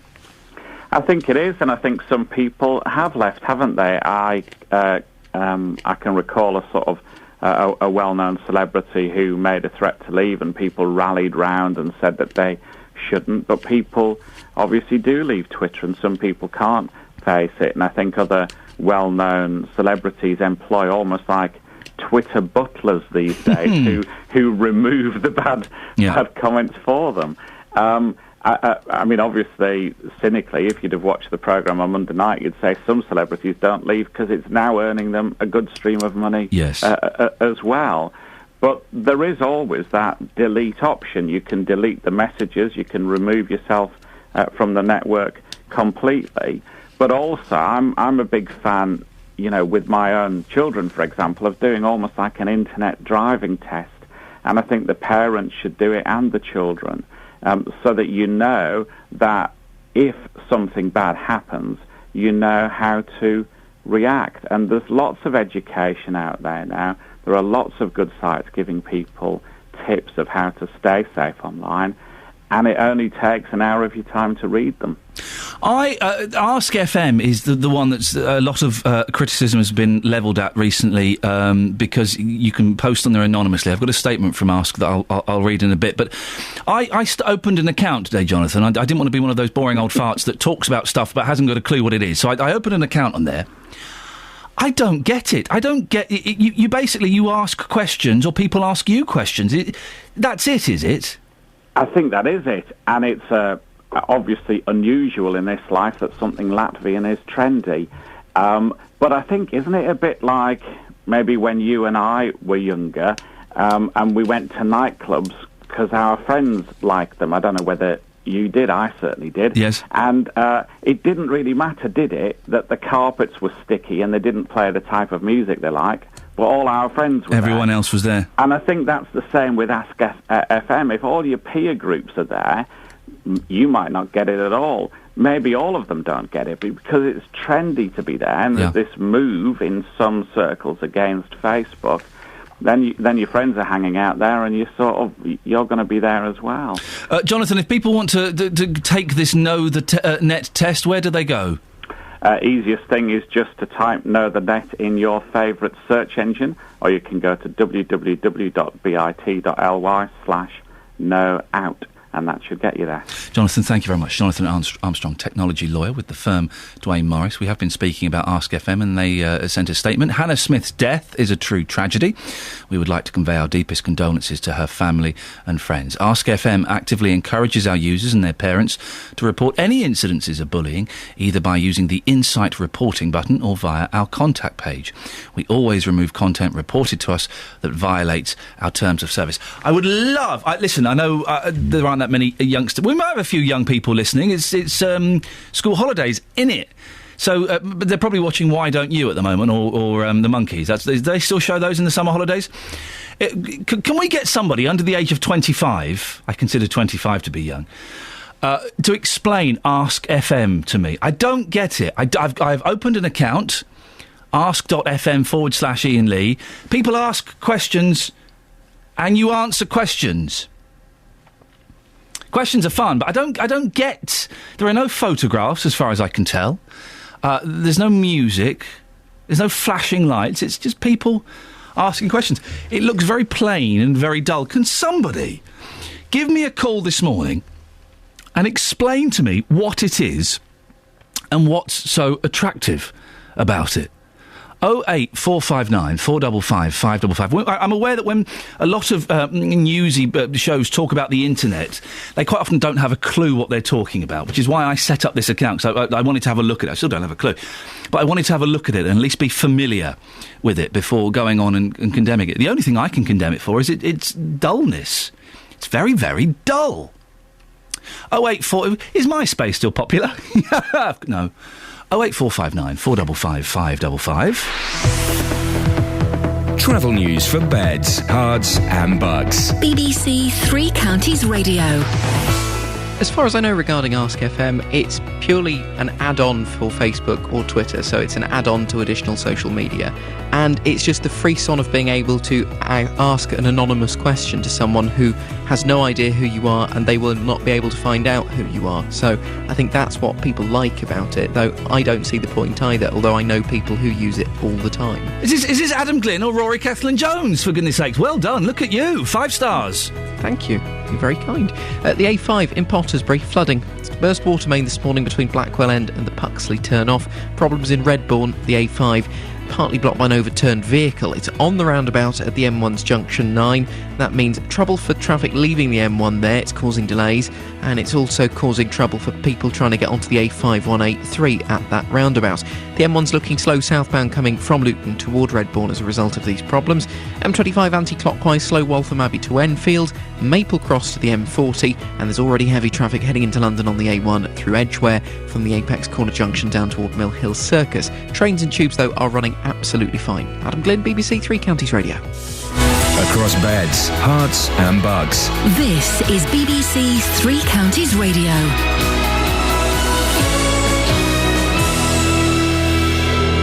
It's 7:30, I'm Catherine Boyle. The headlines: 5 years after the collapse of Iceland's banks, they still owe more than £16 million to councils and local authorities across the three counties. Specially trained judges are to preside over child sex abuse trials in England and Wales because of concerns about the way vulnerable witnesses have been treated by lawyers. And police are looking for those responsible for a campaign of abuse which has seen one Bedford family barraged with racist literature and videos.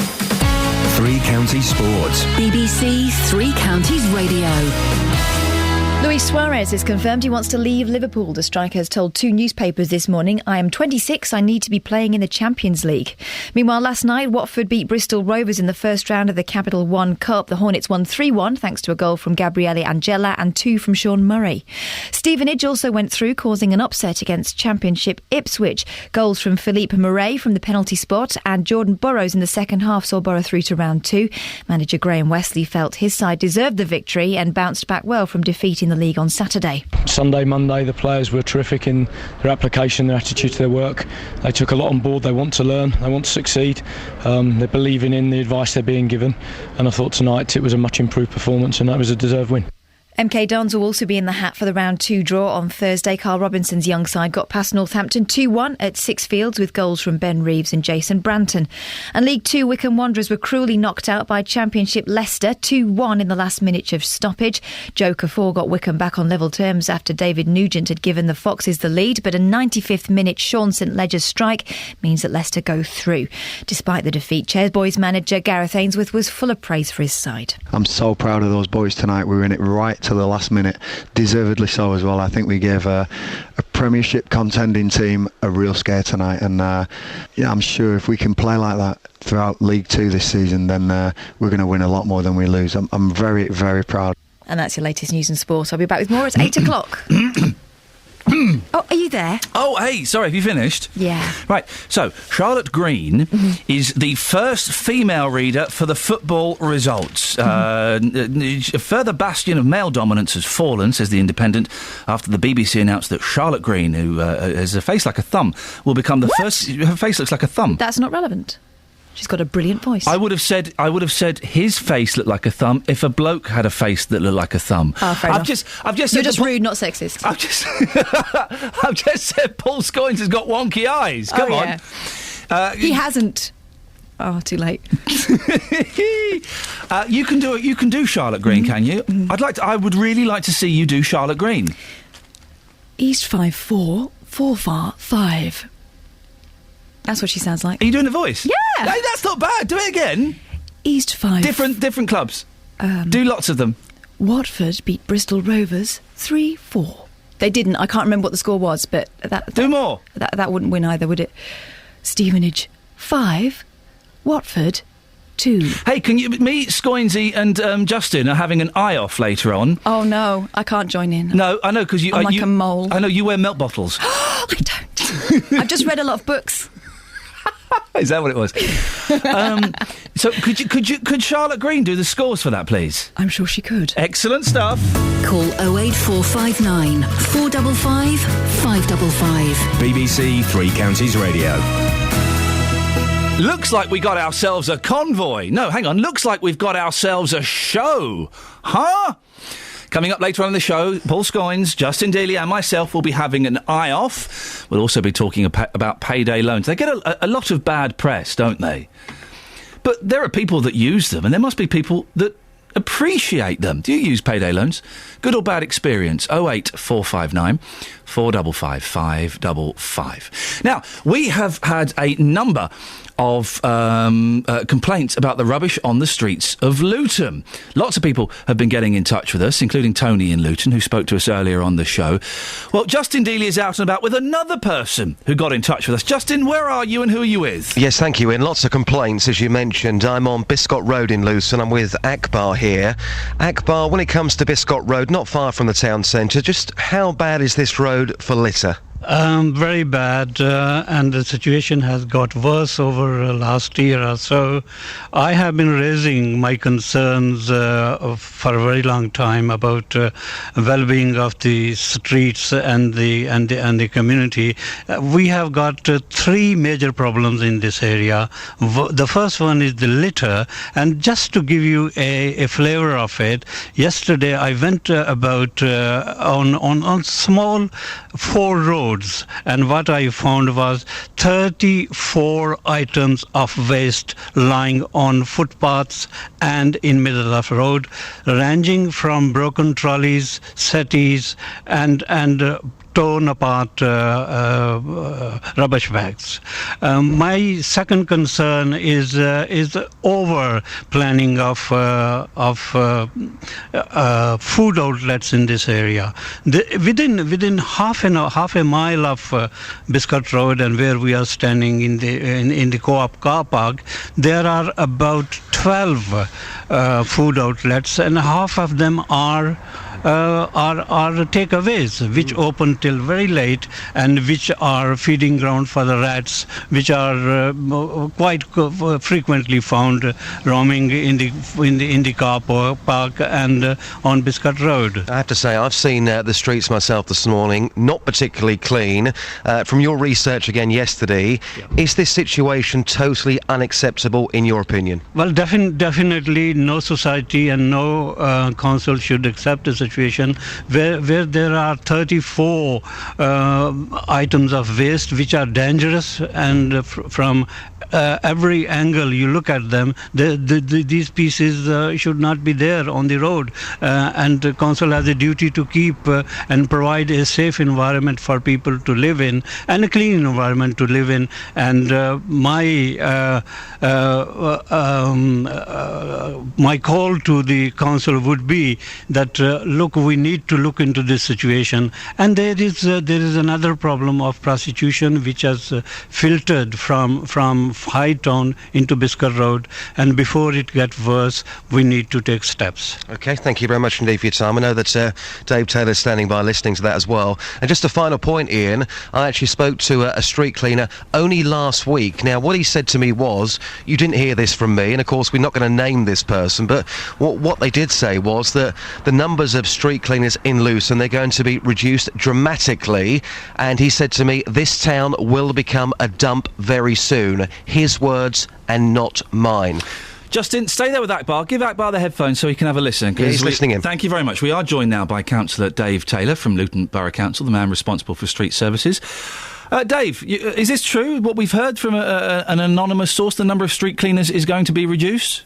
Yeah, I mean, we're looking at across all council services because of the budget problems that we have. And there will be some rationalisation in the way we're doing street cleaning. What does rationalisation mean?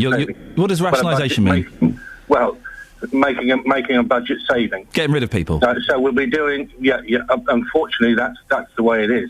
How many street cleaners have we got at the moment? We've got somewhere in the region of about the number specifically is about 40. And what do you want to get that down to?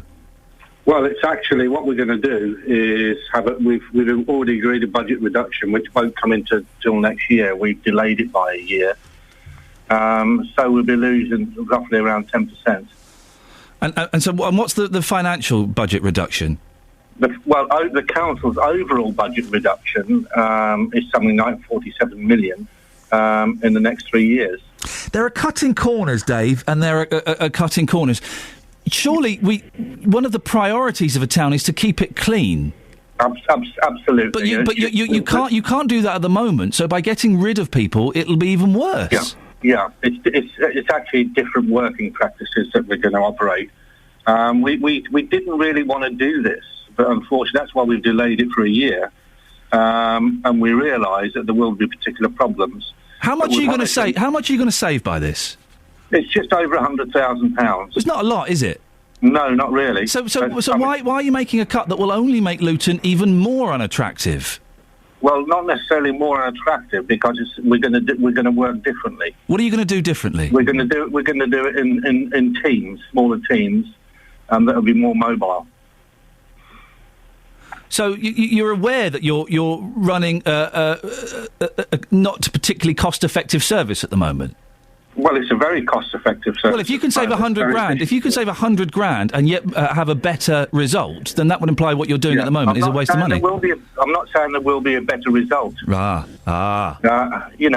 there will be a degradation in street cleaning. I've no doubt about it. Well, it can't get worse than it is now, surely, because we've had so many complaints. We had one in and we kind of shrugged it off, and then another. We've had so many complaints, Dave, and you just have to walk around Luton to see that it is becoming, and I love Luton, I love working here, it's a great place, but it's becoming filthy.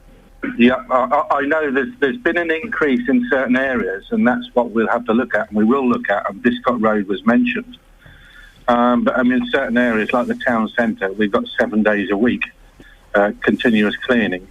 But we will look at Biscott Road, and when I go around, and I get disenchanted when I see rubbish that's been dumped of sofas, mattresses, when we've got a free collection. I think people have to have some pride in where they live, and it's disparaging at times when I see it. Well, people, of course, do have a responsibility for not littering, and you're right that we have had reports of sofas and beds dumped there, not just cans on the floor. That's right. But the council, that doesn't detract from the council's responsibility to keep the streets of Luton clean and safe. And if there is rubbish around, if there's dog mess around, if there are sofas and cans and food packets, it isn't safe. Yeah, absolutely. And in my walkabouts, I've noticed an increase in dog fouling. And it seems to happen early in the morning, late in the evenings. And there's a responsibility on the dog owners to clear up. But there has been an increase lately, and we've put extra resources into that, with a ride on scooters that go along the pavements. And it worries me that there will be an impact overall on street cleaning. But we do monitor the situation constantly. So, in summary, Dave, you've got to cut back, and the state of the streets are going to get worse. Yeah, absolutely. Yeah, I've no doubt about it. Dave, say that. Let's go to Akbar, who is one of the gentlemen who brought this to our attention. Akbar, I'm afraid there's nothing that can be done. It can only get worse. Well, I'm disappointed to hear what Dave Taylor had to say, but... what would you like to say to Dave, Akbar? Well, I have known Dave for a very long time. I mean, he's an excellent person and an excellent councillor. My request to him and his colleagues is this, that instead of wasting £100,000 on festival last year, if we had saved that money could have been used to keep Luton streets safe and clean. And that hasn't happened. Well, Akbar, let's put that to Dave. He does make a good point, Dave. There does seem to be a confusion in priorities. I know that a lot of money is being spent on doing work to the town hall. There was, of course, the Love Luton Festival, all these other things that money is spent on. When the basics, like keeping the streets clean, are being neglected. Yeah, and you're right. And, just to say to the workforce... we do have a dedicated workforce, and some of those guys have been cleaning the streets for 20-odd years, and they do have some pride in their work. And, that, obviously I do feel a little bit disenchanted that they may not be valued, but I certainly value them, and I meet them on a regular basis. But it's something that's, unfortunately, it's a situation we're in. All local authorities are in this situation, and we do have to prioritise. And in the past, we've prioritised street cleaning and refuse collection, and we've had a 90% satisfaction rate in the past. So, Dave, finally, as a councillor representing Luton Borough Council, you're saying the streets of Luton are dirty and they're going to get worse? Well, there's been an upturn in it, and I can't understand the reason why. When we've done a brilliant job in the past, and you've got to ask the people in Luton, do you have pride in where you live? Do you don't? I mean, we can only prosecute fly tippers, which we do. But there again, you've got to ask people, is this acceptable? And it's not, and we'll use whatever resources that we've got to tackle the issues. But the streets in Luton are dirty, and they're going to get worse. Well, no, they're not. No, it's not. I wouldn't say the streets in Luton are dirty. Well, but you wouldn't. But Akbar would, and lots of our callers and listeners would. Yeah, he said Biscot Road, and we'll pay particular attention to that. But I wouldn't agree with the overall statement that all the Luton streets are dirty. No, not all of them. A significant number are, and they're going to get worse. Yeah. OK, Dave, thank you very much indeed. We've got to end it there. It's Councillor Dave Taylor from Luton Borough Council. He's the man responsible for street services, and also we spoke to Akbar there, who is one of these. It was several people who got in touch with us. Justin? Yeah, I was going to make one final point. Please do. It's again something we can put to Dave at a later date. He says there about having the workforce have got pride. I can tell you right now, the workforce that I do talk to, and again, we're not going to name them, they certainly haven't got pride in their jobs. They're saying to me, with these cutbacks, Luton is going to become a terrible place to live. And what they're also telling me is that they're having to reapply for their jobs. So we talk about this 10% reduction. Well, they're all reapplying for their jobs. So to work at Luton Borough Council, from the people that I've been talking to, is certainly not a great place to be right now. I think Dave is still there. Dave, you still there? I'm still there, yeah. But can you respond to Justin's point? There is a lack of pride in the work team, and they'll all have to reapply for their own jobs. Is that right? Yeah, that's right. That's right. That's part of the rationalisation. And unfortunately, there will be redundancies, but we're trying to keep those to a minimum. And I know quite often what happens is when people apply for their own jobs, they don't get them, and cheaper labour come in and replace them. Is that a possibility? No, we're not doing that. We're not contracting their work out. We're keeping it all in-house.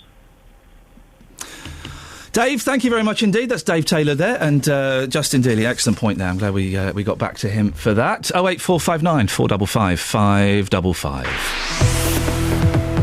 Travel news for beds, cards and bugs. BBC Three Counties Radio.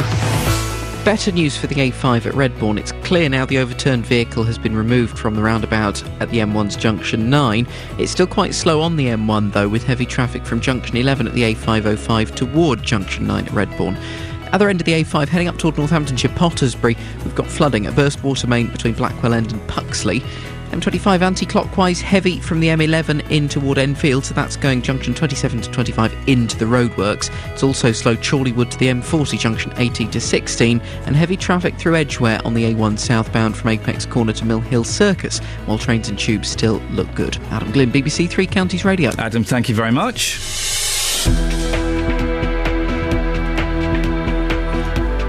It's 7:47. It's Wednesday, the 7th of August. I'm Iain Lee. These are your headlines on BBC Three Counties Radio. 5 years after the collapse of Iceland's banks, they still owe more than £16 million to councils and local authorities across the three counties.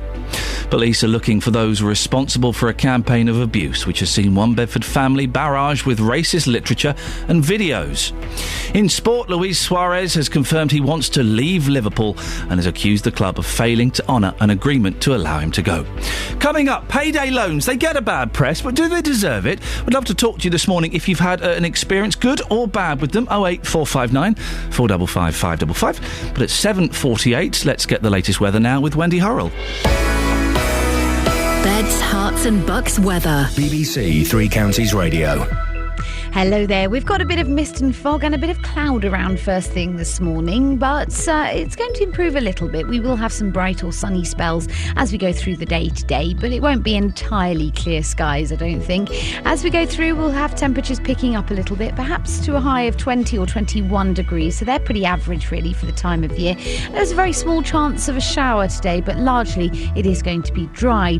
Throughout this evening and overnight, an increasing amount of clear sky, so it will turn a little bit nippy nippy, I think. Temperatures in urban areas something like 10 to 12 degrees, but out in the countryside across the 3 counties, we could have single figures in temperature by the early hours of the morning. And again, there could be 1 or 2 mist or fog patches develop here and there as well. So we start that way tomorrow. It should be fine and sunny. Again, there will be a fair amount of cloud drifting around, particularly as the day goes on towards the afternoon, that sunshine turning more hazy. But I think a little bit warmer tomorrow. We might hit 22, 23 degrees, something like that. We start Friday with a fair amount of cloud and some patchy rain as well. That is a weather front as it goes through. By the afternoon, though, it will become bright and breezy, a high of 21 degrees. And this kind of average August weather really continues into Saturday. It will be calm, it will be pleasant enough in any sunny spells and largely dry with a high of 20 degrees before it turns a bit more blustery with a bigger risk of a shower on Sunday. That's how it's looking for now. Thank you very much.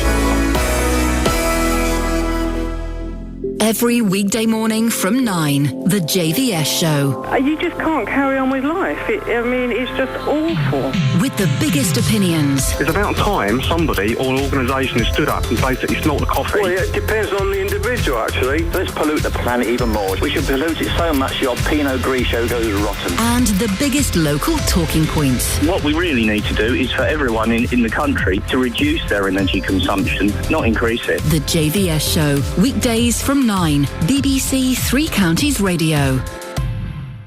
08459 455 555 is the telephone number. Now, when you hear of payday loans, we often think of people getting their hands on money they simply can't afford to pay back. Well, new research suggests that over half of customers who've used payday loan companies are happy with them.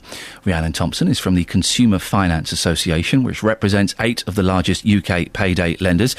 Rhiannon, do you think that payday loan lenders get a bad press? Morning, Iain. I think it's fair to say there's been a significant amount of coverage on the industry of late, and you'll appreciate it's a fairly young industry that's under quite a lot of scrutiny at the moment. I think it's fair to say as well that there's obviously some very good and some very bad lenders operating in the market, and the CFA members who I can speak on behalf of, which is, like you say, 8 of the larger lenders, but it's in fact 60% of the market, are actually driving up standards. We've got a number of new kind of standards in place which are independently monitored, which are helping kind of put further protections in place for consumers. A significant number, I don't have the figures in front of me, but a significant number of payday loan companies have folded in the past 6-12 months. Why is that, do you think? That's correct. I think it's 15 now that the OFT are reporting that have left the market. One of the things we actually say is either shape up and meet the standards or ship out. That's the kind of point that we're trying to make. We want to clean up the industry. And I think what has happened over time is that people are realising that consumers need greater protections, and people want to be treated fairly and have access to credit in the right way, in the most responsible way. And if they can't do that, then they need to exit, and that's what's happened. Some of these interest rates, though, are huge. We hear figures of something like 4,000% on some loans. That's not fair, is it? I think just on that point, the interest rate of the 4,000% is an annual percentage rate, so it's an APR, which isn't obviously kind of worthwhile talking about when you're looking at a short-term loan. In fact, nobody ever pays thousands of percent in interest. It's in fact about £25 on average for every £100, and I can confirm that the CFA members have made a commitment to demonstrate the kind of true cost of the loan in pounds and pence to the customer, so they're not just baffled by percentage rates, which actually mean nothing. Well, if I wanted to borrow £500 for 2 weeks, how much do I pay back? Like I said, on average, it's around about £25 per 100. So it's 25%. That's still significant, isn't it? It's a short-term loan, and I think the key thing to note is that it is there for a short-term purpose. It's not there to service long-term debts. It's to help you out if the washing machine breaks down or your daughter's car breaks down and you need to be able to help her out when she's away at university, that kind of thing. It's not there to be able to pay off your longer-term debt. So I think the average loan taken out with a CFA member is around about £240. Are these companies just exploiting the fact that banks are reticent to give out loans at the moment? There's a real mix of customers that come through the doors of and also use our online lenders, and I think there's not a case of that. It doesn't seem to be the mainstream lenders aren't lending, so people are looking to go elsewhere. There's obviously a small percentage that are doing that, but people are choosing to pay down their long-term debts, and instead of taking out a £3,000 credit card when they only need £300, say, they go into a short-term lender, borrowing what they need when they need it, instead of being trapped in that spiral of debt. It is too easy, though, isn't it? I could download an app on my not my phone now because I've got a rubbish old Nokia. But if people could download an app and get money within 5-10 minutes. That's a little alarming, isn't it? With regards to that point, I think what I can say is that payday lenders operating underneath the CFA banner actually do exactly the same checks as a credit card. But to be able to borrow £500 or £1,000 in 15 minutes, I mean, they're not going to know. They're not going to be able to do a check on me over an app, are they? Yeah, they do exactly the same checks. They go through credit reference agencies, exactly the same check as you would do if you were applying for a credit card or a bank loan. The difference is the technology that's able to be able to deliver that money to your bank account quicker. And it's okay. You think it's acceptable that people can get a loan on an app without a face-to-face or a telephone conversation in the space of 5 minutes? Well, it's just, like I said, it's the same as applying for a credit card. You can do that over the internet. You can do that again on an app if you needed to. And the decision is made almost instantly. It's just the fact that you get your credit card through the post rather than having the money in your bank straight away. Rhiannon, thank you very much for coming on this morning. Rhiannon Thompson from the Consumer Finance Association, which represents 60% of the UK payday lenders. I'm keen to get your story, either side of this, that payday loans have had a bad press recently, but obviously people use them and people go back and use them again and again and again. 08459 455 555. Have you used a payday loan? Maybe you just needed it to top up for a bit. Maybe you got in a bit of trouble with it. I'd like to get both sides of the story on this. 08459 455 555. Lots of people have been in touch with me, emailing ian.lee@bbc.co.uk or calling up the station to let us know about the state of Luton streets. Well, Dave is in Luton. Morning, Dave. Good morning. Dave, have you noticed Luton streets getting a bit dirtier? Oh, certainly. It's been going on for years. Jonathan Vernon-Smith was doing a thing about this a while back now, and I phoned in, and he didn't like what I had to say, and he put the phone down on me. Did he really? What did you say that offended JVS so much? What I said to him was that I thought the worst, the culture of people that are worse for dropping their litter on the floor and leaving it where it is for somebody else to pick up are Asian people, and this stacks up with Biscuit Road, for instance, where I used to live many years ago, and it used to be a very clean street. Now that road is basically an Asian road. People seem to think that dropping their litter on the floor is okay because the council are going to send the lads around to clean it up. And it's a cultural thing, I think, and I think they need to be educated. People need to be educated because the worst areas in Luton seem to be Asian areas. I'm sorry I have to say that, but that's what I think. So white people don't drop litter? Why do they drop litter? White people don't drop litter? No, they do drop litter, some, of course they do. But the worst areas that this problem seems to be in my opinion, are predominantly occupied by Asian people. But Dave, you can't. It's not a cultural thing for people to drop litter. It's not, I don't know if you've ever been to India or Pakistan. They don't drop litter there. It's not just litter everywhere. Well, from what I've never been to India or Pakistan. Oh, you should go. They're both cracking places.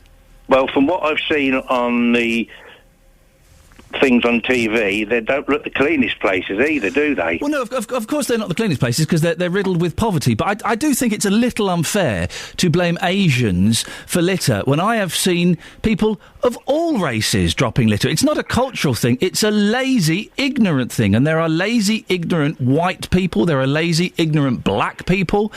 It's not a cultural thing at all, Dave. Well, let me tell you, I live near Wardown Park. Right. Of a weekend, a Saturday and a Sunday, if it's nice weather, around the children's play area, there'll be lots of people come down, obviously. Yeah. And you'll notice, like I have, because I live in the area, that predominantly they're Asian people. Right, but Dave, I can see why Jonathan Vernon-Smith cut you off. I'm doing the same thing, but partly because we're out of time, partly because you're talking out your backside.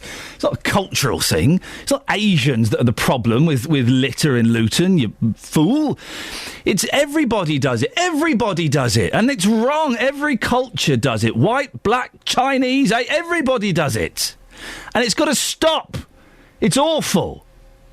Thank you, Dave. 08459 455 555. Travel news for beds, cards and bugs. BBC Three Counties Radio. The A5 in Pottersbury flooding because of a burst water main between Blackwell End and the Puxley turn-off. The M1 southbound still looking pretty heavy from junction 11 at the A505 toward 9 at Redbourne. M25 anti-clockwise heavy into the roadworks this morning from the M11 all the way through to Potters Bar, junction 27 to 24. If you're using the anti-clockwise a bit further round, Chorleywood to the M40, there's a bit of a queue. And clockwise starting to look very slow into the roadworks, with delays from junction 22 at London Coney toward 23 at the A1M. In toward London, the A1 through Edgware, Apex Corner to Mill Hill Circus, looking busy. Adam Glynn, BBC Three Counties Radio. Adam, thank you very much. And of course, Akbar, who brought this story to our attention, was an Asian gentleman. So it's cultural. For goodness sakes, Dave, go and listen to Heart. Oh, dearie me. On FM, AM, online and digital radio. This is BBC Three Counties Radio.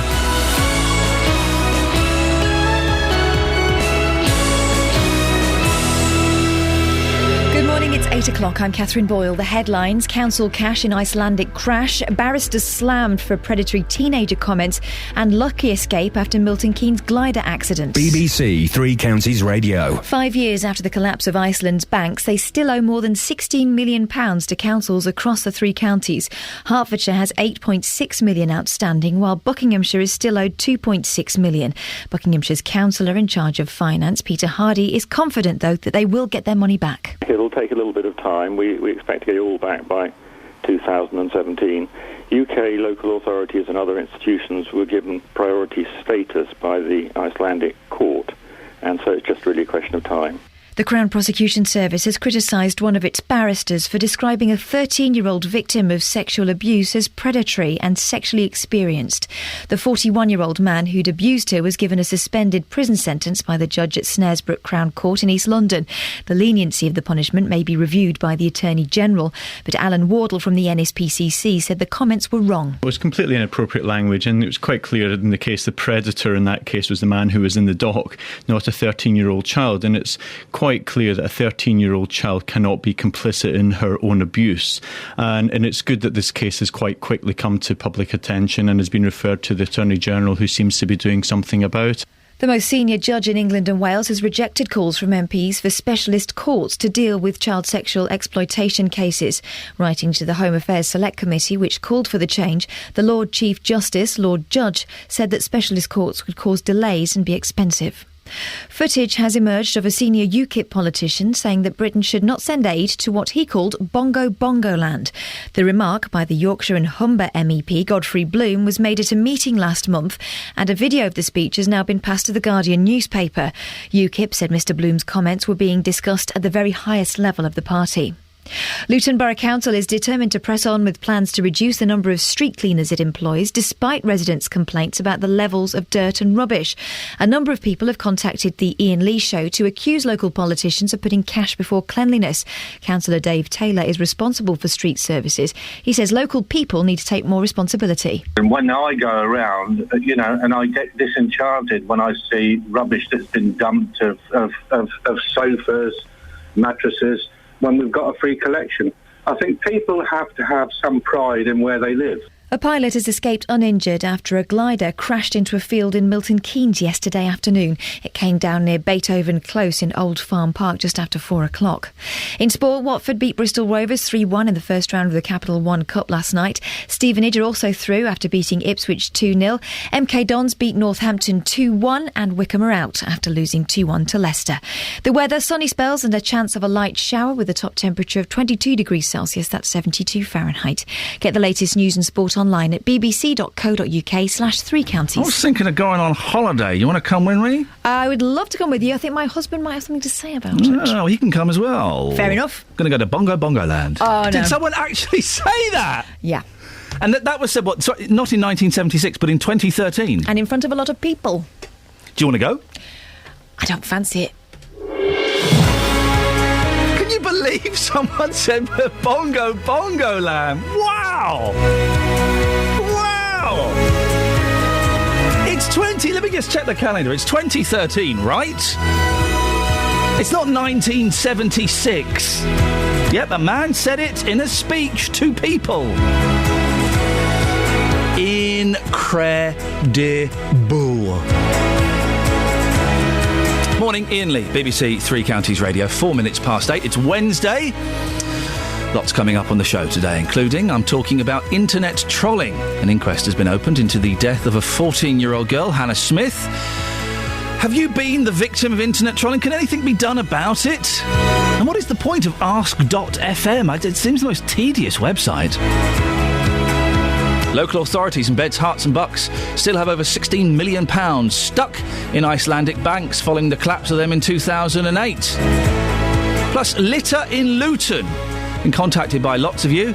It's bad. It's going to get worse. Facebook.com/BBC3CR. Text 81333. Start your text 3CR. Give me a call. 08459 455 555. Across Beds, Herts and Bucks. This is BBC Three Counties Radio. Local authorities in Beds, Herts and Bucks still have over £16 million stuck in Icelandic banks following the collapse of said banks in 2008.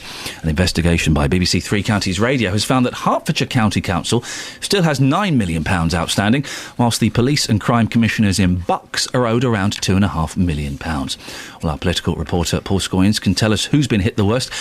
Who's had it bad, Paul? Well, if you mentioned Hertfordshire, it's £8.6 million is the amount they still have outstanding from Iceland. They invested in £28 million.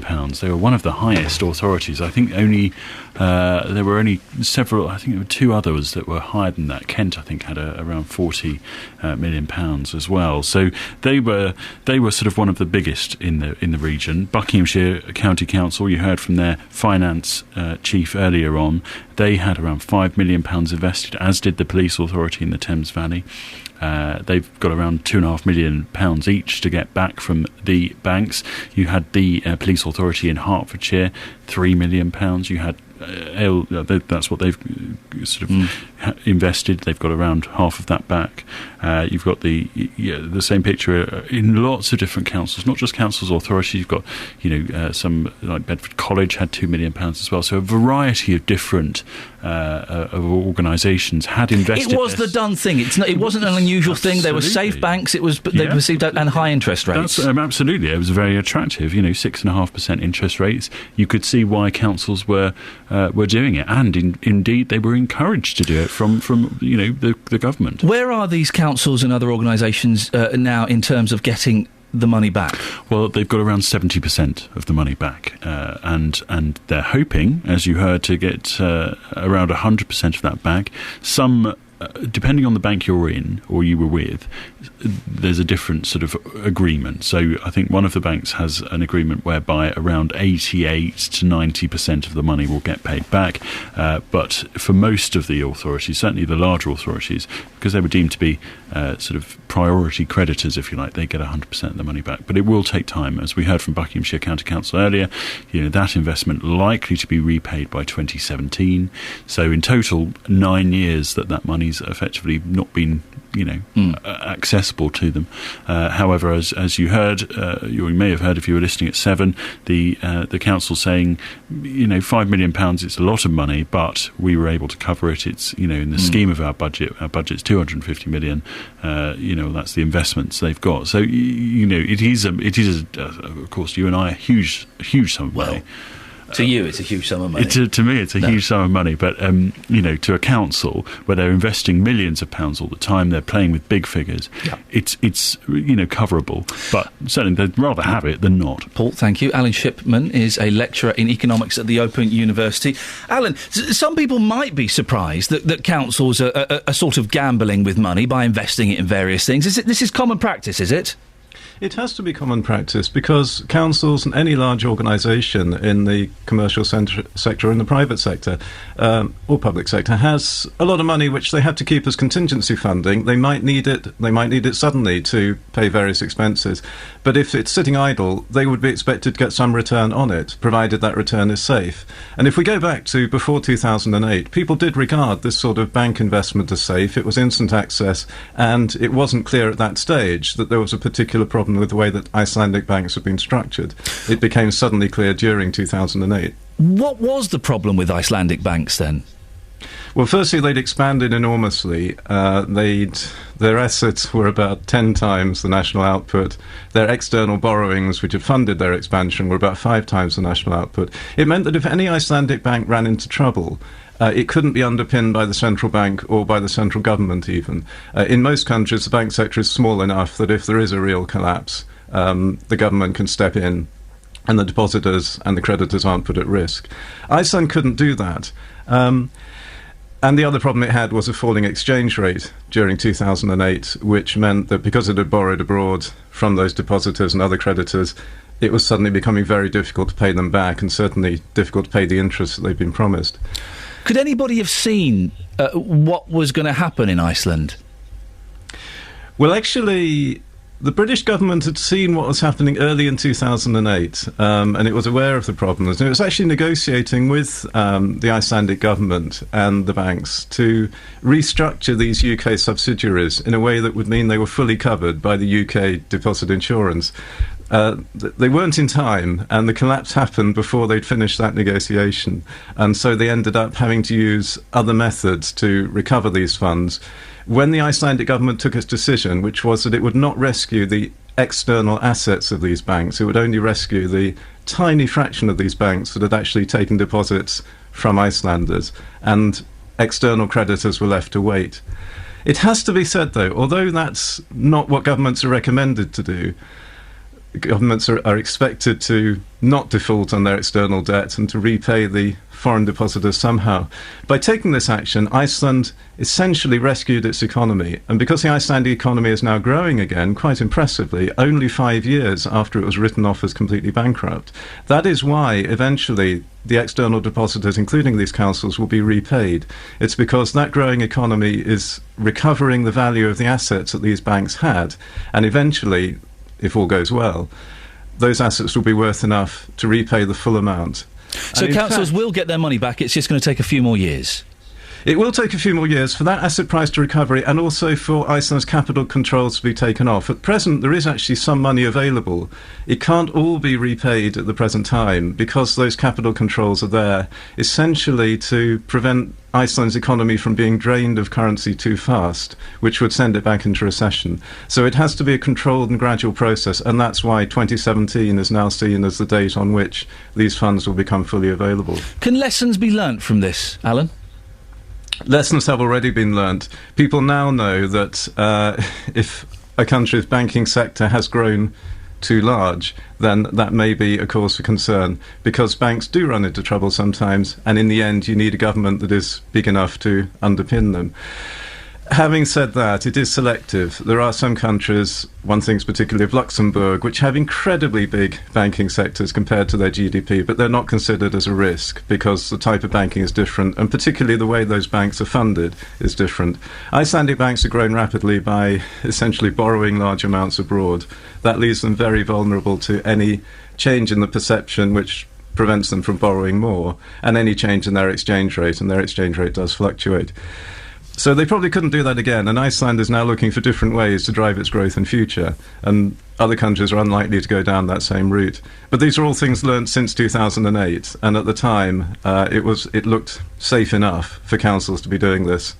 Alan Shipman, thank you very much, a lecturer in economics at the Open University. Paul Scoynes, thank you very much for explaining it in idiot's terms, because when it comes to things like this, I am indeed an idiot. I find these things very complicated, and you have broken it down for me. Economics, I can't even say the word.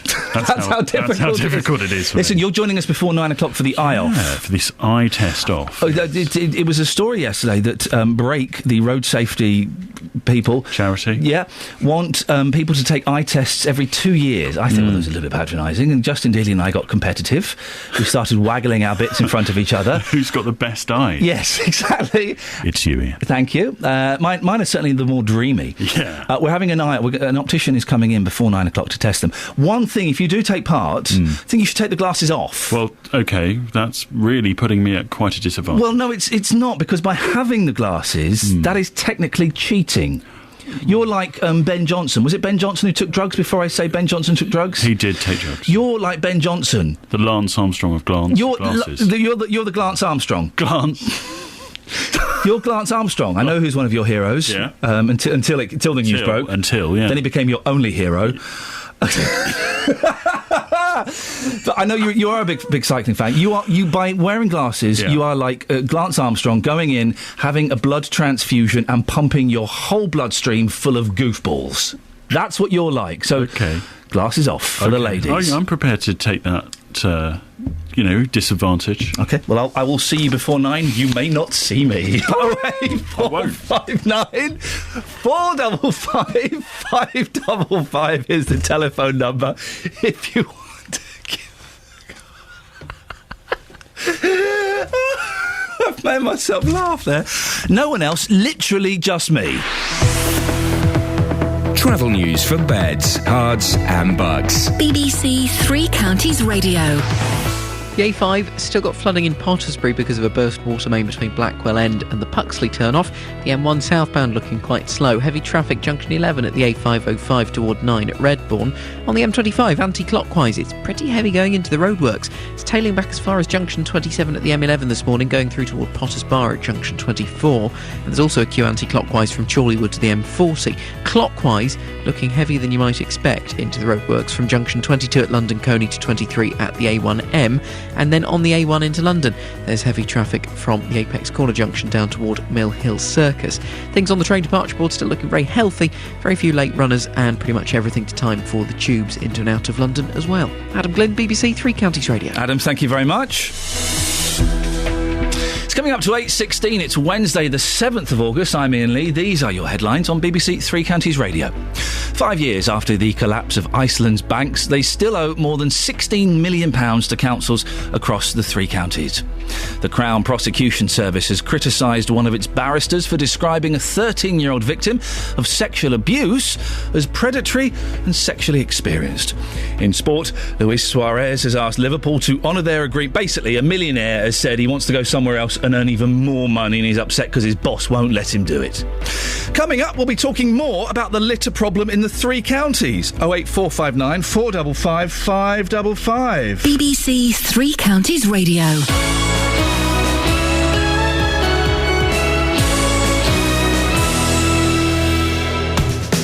Tony Blackburn on BBC Three Counties Radio. I'll be here all this week between 12 and 3 sitting in for Nick Coffer. There'll be the usual mix of local guests, advice and, of course, great music. Tony Blackburn. I want you to enjoy the music and have fun. That's what we're going to do between 12 and 3. Tony Blackburn on BBC Three Counties Radio. In fact, it'll be pop-a-diddle-tastic. Tony Blackburn is, without a shadow of a doubt, the nicest man in Red. Wasn't he lovely? He was sat in the office yesterday like a little old gnome. He's shorter than you'd imagine. 4'9". He sat sat in there like a wise old owl. That's a slightly better. Still using the word old. And everybody was very excited to have Tony Blackburn in the office. And he's such a nice man, and he's so good at the radio. And he was going around. There were some younger members of the team, Kelly Betts, who wanted their photo taken with Tony Blackburn, but they were you were a little bit shy you were a bit shy, weren't you, Kelly, to ask him? Tony Blackburn. But the thing is, he's so approachable. He's lovely. And I said, look, Tony, it's Kelly Betts' birthday. Would you mind having your photo taken? And he kind of he was there straight away. He was. He came over and said, I've heard it's your birthday and I'd like a photo with you. How cute. And then wasn't he being funny? He was very funny. He was brilliant. Tony Blackburn filling in for Nick Coffer this week. You do not know how lucky you are. We take people like him for granted, and we shouldn't, because, he is flipping good. He is flipping good. Speaking of people who are flipping good and we shouldn't take advantage of, Jonathan Vernon-Smith. Good morning. Good morning to you. I've had tweets. Apparently Tony Blackburn called me JVC yesterday. He's not the first. He won't be the last. Bless him. Like a well-known video recorder. You're missing. Is there a reason that you're not in the studios this week? Have you and Tony Blackburn had a falling out? Is that what it's about? Yeah, I will not be in the same building. Let's start that rumour. I refuse to be in the same building as Blackburn after what he did to me. He's a lot of fun. He's not as much fun as you, though, JVS. Really? Well, yeah, he's more fun, actually. But I want you to feel that you're loved and missed. You are loved and missed. Oh, you are a meanie. No, I know. I'm being very naughty. It's nice to talk to you, though, JVS. You have got... you're following on one of the stories that we've been doing this morning, I believe. Absolutely, yes. I gather Dave Taylor from Luton Borough Council has been telling you the town's streets in Luton are being cleaned less due to budget cuts. They're being cleaned less, and it's going to get worse. They're going to reduce the number of people working over it, and he's admitted the streets will probably get worse. But changes to the service will save the council £100,000, which is obviously quite a lot of money in these hard-pressed times. He's admitted the streets are dirty. He accepts that they probably will get worse. However, he also argues it's down to the people of Luton to take more pride in their area and keep their own streets tidy. Well, does he make a very good point on this morning's Big Phone-In from 9? Is it time we stopped expecting councils to clean up our streets? 08459 455 555. Have you ever got your broom out and swept the street outside your house? No, I haven't. I pick up litter outside my house, although I live in a very posh area now where we don't have litter. But also, if I'm kind of sat in a park and I can see a bottle or a packet near me, I'll pick that up and put it in the bin. I do it all the time. Yeah. All the time. When I walk up there, if I happen to walk into town, I'll always make sure I pick up the litter. People think I'm a bit weird, but if we all did that, we wouldn't need the councils to go around picking up our litter, would we? Well, it's a good... According to one caller we had, JVS, who he started off by saying, well, I came on and I spoke to Jonathan and he cut me off. Hopefully you'll let me have your say. I thought, OK. One gentleman thinks it's the fault of the Asian community. What? Yeah. I can't imagine for a minute why I cut him off. He didn't last much longer with me. He thought it was a cultural thing, which obviously is complete and utter balderdash. But yes, I do see what you're saying. Of course we should be more responsible.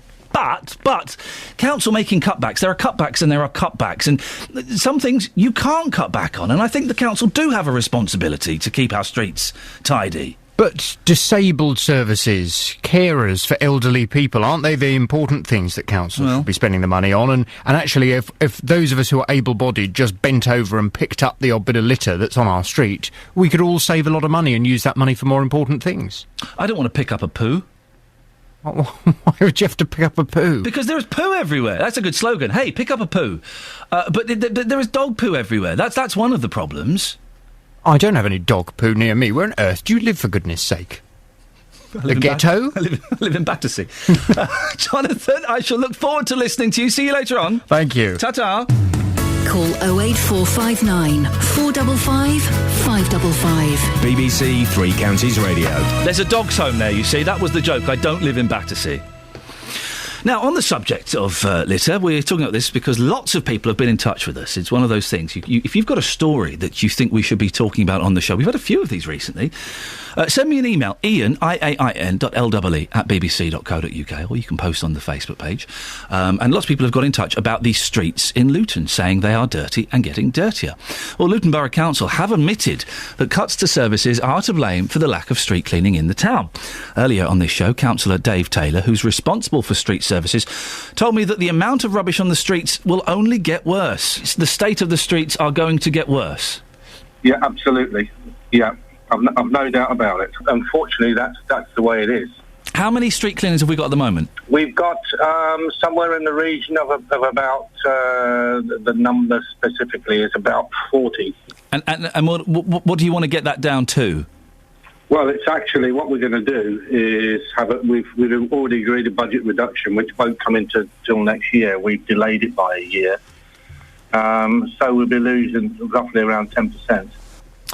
Well, that was Councillor Dave Taylor on this show earlier on, and I'm guessing that quite a few of you won't be particularly happy about this. Loads of complaints, and we spoke to Akbar, who says it's got worse over the last year, and he's complained so many times without seeing a difference. Yesterday I went about on small 4 roads, and what I found was 34 items of waste lying on footpaths and in middle of road, ranging from broken trolleys, settees, and torn apart rubbish bags. My call to the council would be that, look, we need to look into this situation. Well, lots of you have called in about this. 08459 455 555. Dave's in Luton. Dave, what do you think about this? Look, Ian, I clean my own path. I pick rubbish up in the road outside my house. Yeah. I'll even walk down the road, and if I see a bottle, I'll pick it up and put it in the litter bin. Yes. But why is the council going around these shop fronts and McDonald's sweeping up all their rubbish with McDonald's on it or Kentucky Fried Chicken? Well, you say McDonald's. I remember years ago, and I thought they still did this. McDonald's were very responsible when it came to picking up their litter, that they would make sure their shop fronts were always clear. And they would, I know they used to, and someone can tell me if they still do, they used to send members of their team up and down their high streets picking up their own branded litter. Well, they're not doing that now, because you go in Birmingham Road and in the fields in Ligray Park, you see all these McDonald's boxes just scattered around. They're not doing it. They're doing their own little car park place, but they're not doing it outside. And exactly the same as these shop fronts in Leagrave, that all the rubbish is outside. But how? Why aren't they coming out and sweeping their own front instead of... They're waiting for the council to come along to do outside their door, even their swing door. I've not seen... I thought most shopkeepers did keep the immediate vicinity clean. I'm surprised that you're saying this. No, I'm not going to name them, but I can name you about 10 shops in Leagrave that don't clean their own shop fronts, and this is where all the... And then the wind comes along and blows it all down the road that other people have got to pick up.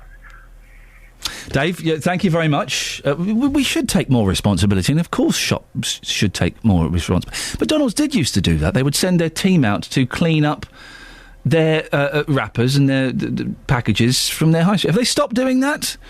08459 455 555. Ken is in Luton. Morning, Ken. Morning, Ian. Ken, what's your take on this? Priorities. Yes. We're going to have dirty streets, but we've got some lovely bus stops around our area.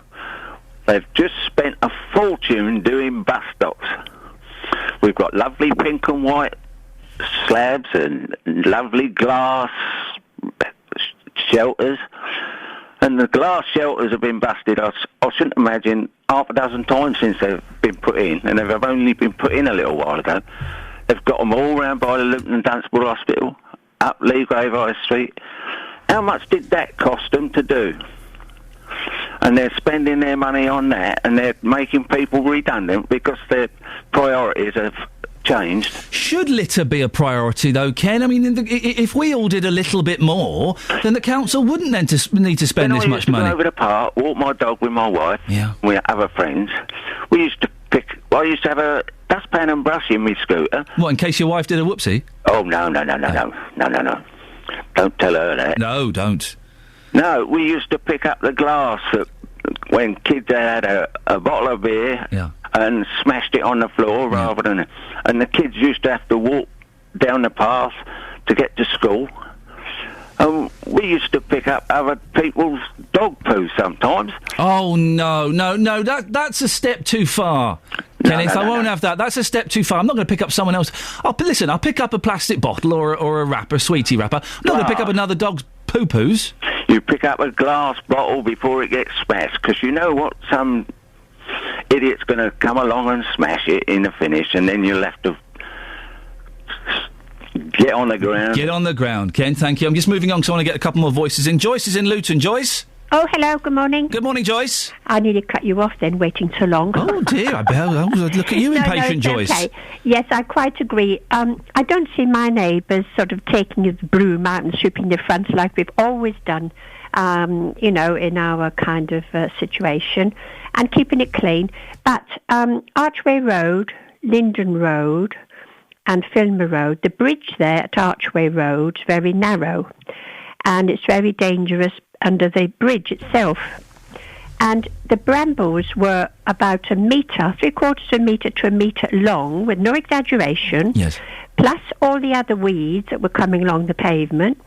And it was so much there, we could not see the new litter bin, which was put there. Yes. And consequently, the wind kept thrashing at our legs, children's buggies, dangerous. Yes. And we have to pick up the phone and tell them, this is the thing, you've got to pick up the phone and ask to speak to the boss. Go out there with some shears, Joyce. Do it yourself. No. We pay our rates, and we've done it all the years. But is this not the problem, Joyce? We pay our rates. We pay our council tax now. That's right.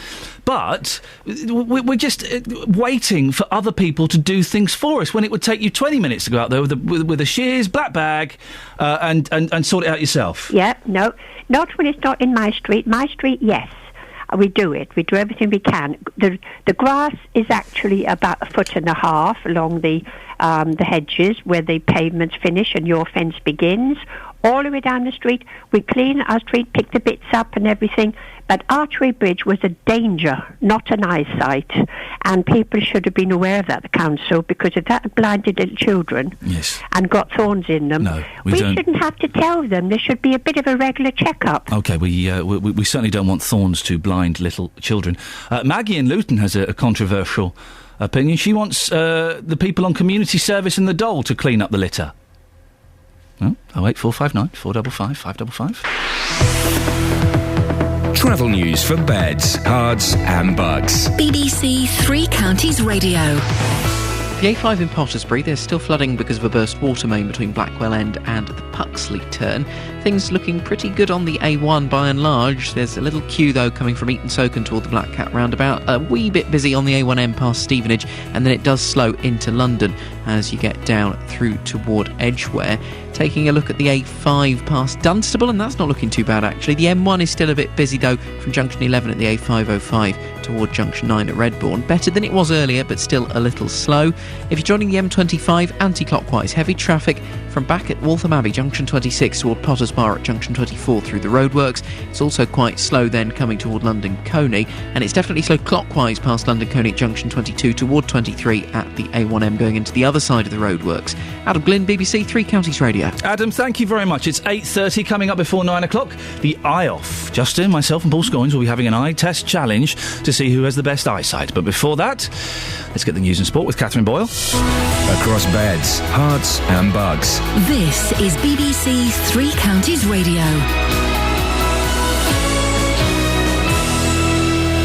Good morning, it's 8:30. The headlines. 5 years after the collapse of Iceland's banks, they still owe more than £16 million to councils and police authorities across the three counties.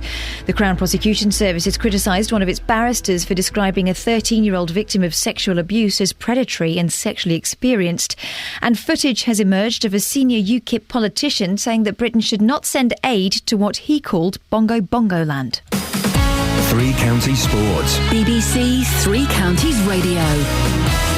Watford beat Bristol Rovers in the first round of the Capital One Cup last night. A brace from Sean Murray and one from Gabriele Angela saw the Hornets through by 3-1. Manager Gianfranco Zola was pleased with the outcome. Yeah, they've done a good job, especially in the first half. No, I was pleased. Obviously, the second half, like we did in Birmingham, we dropped down too much and we allowed them to come back too much in the game. And it's understandable. There are many players who didn't play many games, so it's totally understandable. Stevenage also went through, causing an upset against Championship Ipswich. Goals from Philippe Murray from the penalty spot and Jordan Burrows in the second half saw Borough through to round 2. MK Dons will also be in the hat for the round 2 draw on Thursday. Carl Robinson's young side got past Northampton 2-1 at Sixfields with goals from Ben Reeves and Jason Banton in a positive night for the future of the club. It's a great building block for us as a football club to use these opportunities to play the young players, and it was totally enjoyable. I think if you're a neutral here today, you would have been very, very excited by what you've seen. Won by the start style of football, of to be fair to both teams. And then obviously the pressure and the intensity of what a local derby and a cup competition brings as well. Not so good for League Two Wycombe Wanderers. They were cruelly knocked out by Championship Leicester 2-1 in the last minute of stoppage. Joe Gafford got Wycombe back on level terms after David Nugent had given the Foxes the lead, but a 95th minute Sean St Ledger strike means that Leicester go through. And that's your latest news and sport. I'll be back with more at 9 o'clock. We are going to look pretty stupid, aren't we, Catherine, if it turns out we have actually been sending millions in pounds in aid to a place called Bongo Land. Yeah. Have you checked on a map? I've been... no, I haven't. I shouldn't I, before I start spouting? Go and get an atlas. Let's just make sure that we're not the ones with egg on our face, OK? OK. Thank you. Call 08459 455 555. BBC Three Counties Radio. Coming up soon, it's an eye off. Paul Scoynes, myself and Justin Dealey will be having an eye test to see who has, conclusively, the best eyesight. I can't believe we're getting competitive over eyesight. I can't believe it. Paul, are you doing yours? You're doing your eye test now, are you? Yeah. Or are you practicing? Tested to see what the actual prescription is. Oh, for goodness sake! You're not allowed to use the glasses in the eye test, okay? I maintain this will put me at a distinct disadvantage. Correct. That's all happening before 9 o'clock this morning. 08459 455 555 is the telephone number. Well, happy Black Wednesday. What does that mean? Well, Black Wednesday is the first Wednesday in August that traditionally sees thousands of junior doctors start their jobs at hospitals across the country. It's called this, or indeed the killing season, because of the rise in deaths. Well, at Bedfordshire Hospital, junior doctors were removed from children's services because they were not being supervised properly. And a recent survey found over 70% of doctors in their second year say they don't have enough time to give patients the time they require. Well, Dr. Carol Gray is from Keele University School of Medicine. Good morning, Carol. This phrase, Black Wednesday, it sounds scary. Should people be worried if they're going into hospital for treatment today? Good morning, Ian. It's a wonderful phrase, isn't it? But no, I don't think that they should be. Our training is so much improved these days, and making sure that junior doctors are supervised is a very high priority in early August. So there is no statistical evidence to prove that the number of fatalities increases on this particular day? I think this day is particularly safe. Everyone's aware that these are new junior doctors, highly trained, but of course are actually in their first day in the job. And so tradition, and certainly over the last few years, you'll find that senior staff are around in very large numbers to make sure that everything goes smoothly. How hard is it being a junior doctor?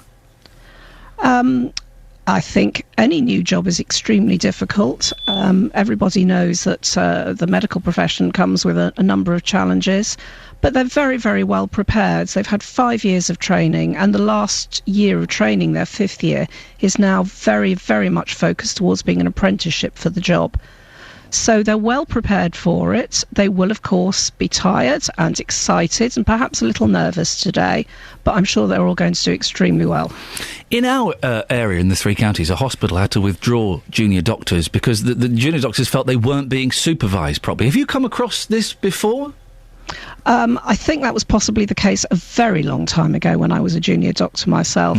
However, we've had recently the General Medical Council have surveyed our doctors who have graduated from Keele, and everybody has commented on how well prepared they felt for the job.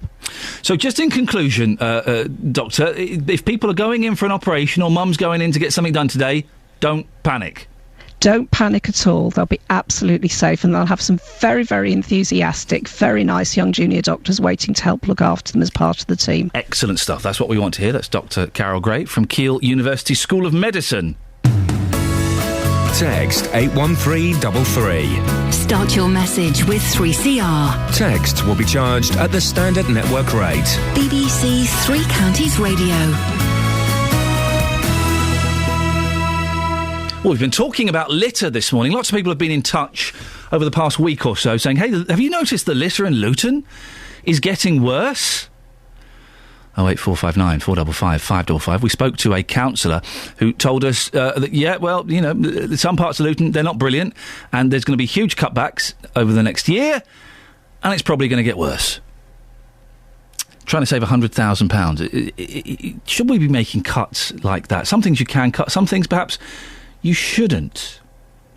Eamon's in Luton. Good morning, Eamon. Good morning, sir. The council want to save £100,000 by cutting the litter services. Is that a wise move? It's all right trying to save money, but not where it can cause major pollution and rat infestations and stuff like that. If the council drop all the charges for when you go to the tip, if you've got anything larger than a car, they look to charge you loads of money. I mean, I just don't understand that. It's rubbish. It should be sort of like free to get rid of. It's literally rubbish. This is the thing, if you've got but it's only if you've got a marked van, I thought, that they charged you. No, they charge you almost any time. Even if it's a marked van. If you've got a van that says Joe Bloggs Engineering, and you're taking a bed up there, that's just you getting rid of a bed or a washing machine or something like that. How much does that cost then to get rid of a bed or a washing machine at a tip? I think it depends on the guy on the gate, whatever he decides he wants to pocket, I think. Right. But because we are hearing incidences of fly tipping in the town.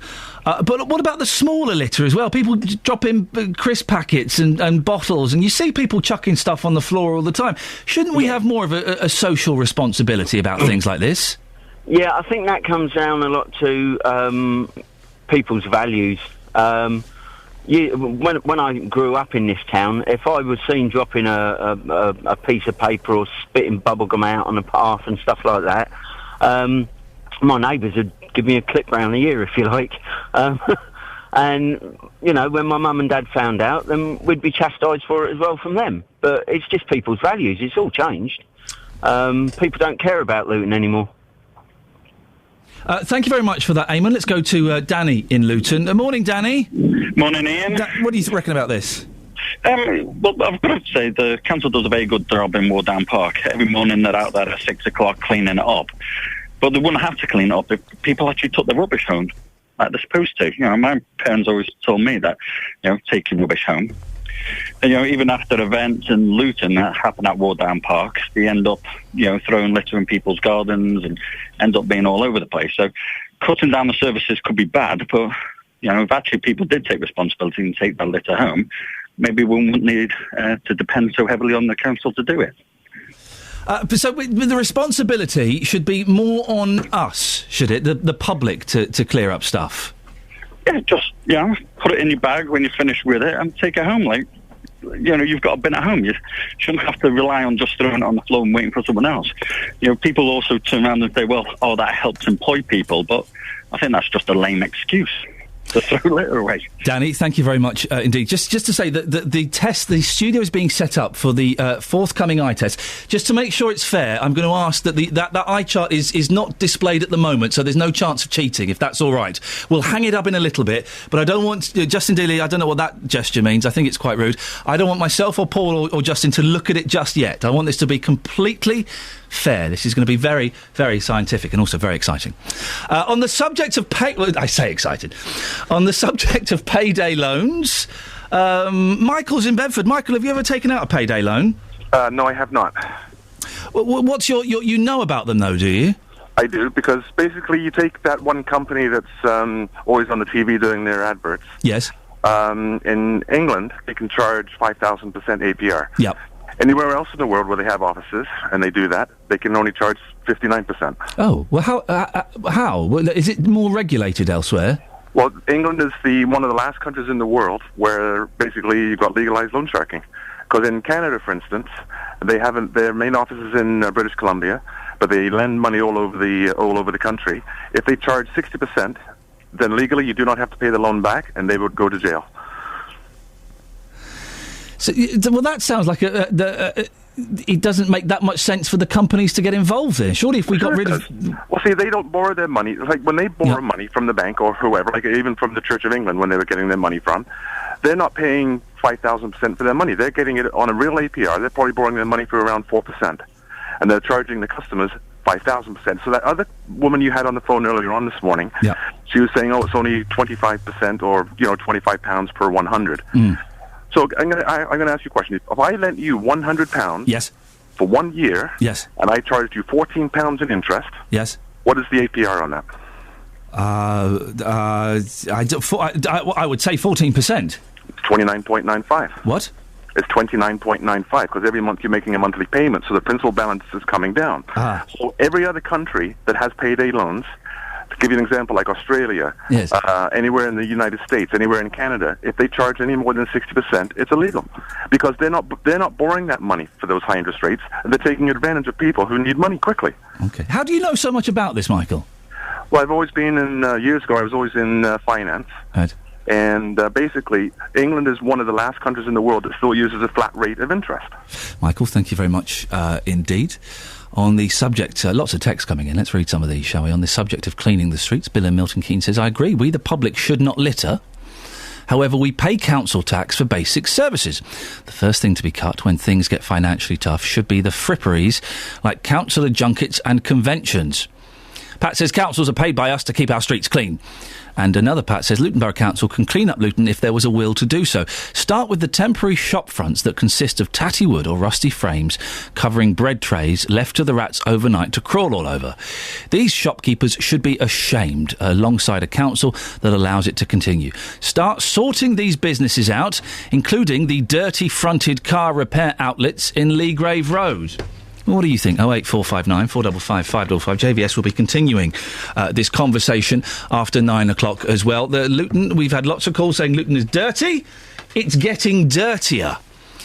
And with cuts being proposed, or definitely being made, to the cleaning services, it can only get worse. Surely? You can have your say as well. Facebook.com/BBC3CR. Some of you have been having your say about payday loans on Facebook. Let me just see if I can get those up here on the computer. Kevin says ban all of the companies. And Michael says no real regulation so they can mug people who are desperate for money. So glad I've no need to even consider using them. Well, are they that bad though, really? They obviously work. People need them. 08459 455 555. Travel news for beds, cards and bugs. BBC Three Counties Radio. Still problems with flooding. A burst water main in Pottersbury along the A5 between Blackwell End and the Puxley turn. The M1 southbound continues to look a bit slow from the A505 toward Junction 9 at Redbourne.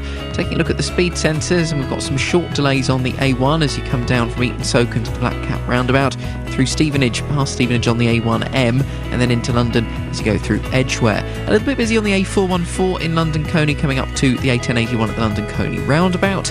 In Luton, things looking a little bit busy, but not too bad on the A505. Things looking pretty decent on the A5 through Dunstable. It's looking a little slow from Amersham down toward Beaconsfield on the A355, the Amersham Road. On the M25, anti-clockwise, heavy traffic Waltham Abbey to Potters Bar into the roadworks. Slow then from Chorleywood to the M40, and clockwise busy into the roadworks from London Coney toward the A1M. Adam Glynn, BBC Three Counties Radio. Thank you, Adam.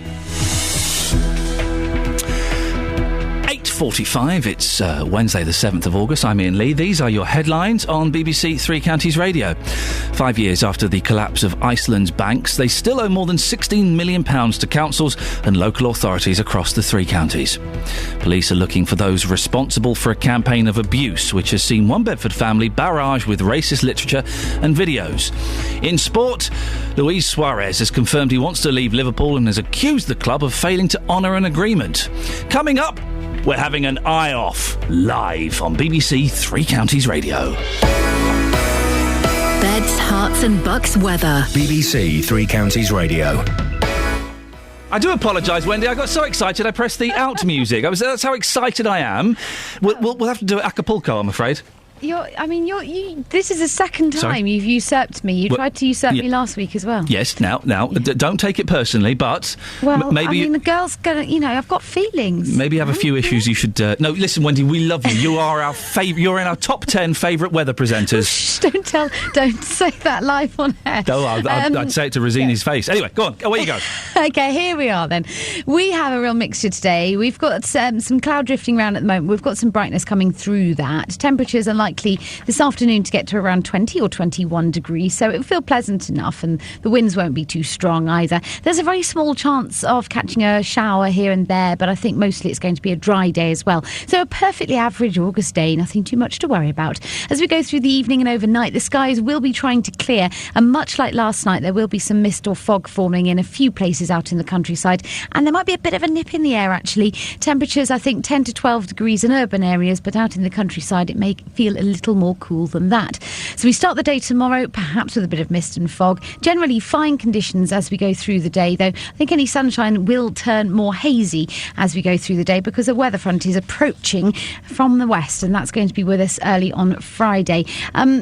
Temperatures tomorrow actually may be a little bit higher than today, 22 or 23 degrees Celsius. And then for Friday we have that weak weather front with the cloud, with the patchy rain. Once that clears through, it'll be bright and breezy for the afternoon, and temperatures again in the low 20s. As for the weekend, Saturday looking slightly better than Sunday. There will be sunny and calm conditions on and off through Saturday with a high of 20 degrees Celsius, and on Sunday turning a little more blustery with the risk of a shower here and there. So that's how it's looking. I really miss the music though.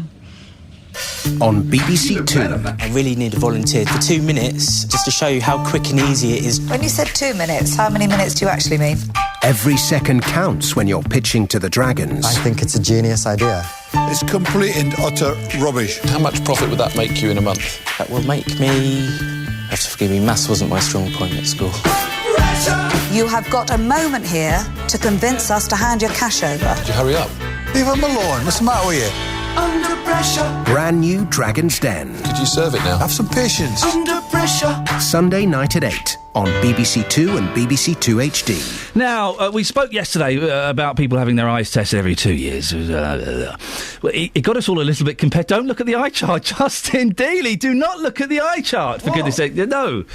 It's got us a little bit competitive here. So Justin Dealey, myself, and our blind political correspondent Paul Scoynes have decided to have what I like to call an eye off. Now, to put this to the test, we are joined by a professional. We're joined by Christine Messiter. Optometrist or optician? What's the difference? Optometrist is what I am. What's the difference? Optician is just a general term, so it could be a dispensing optician, a contact lens optician, plain optician, but we are optometrists. We're qualified. I see, yes. How often should we be getting our eyes tested?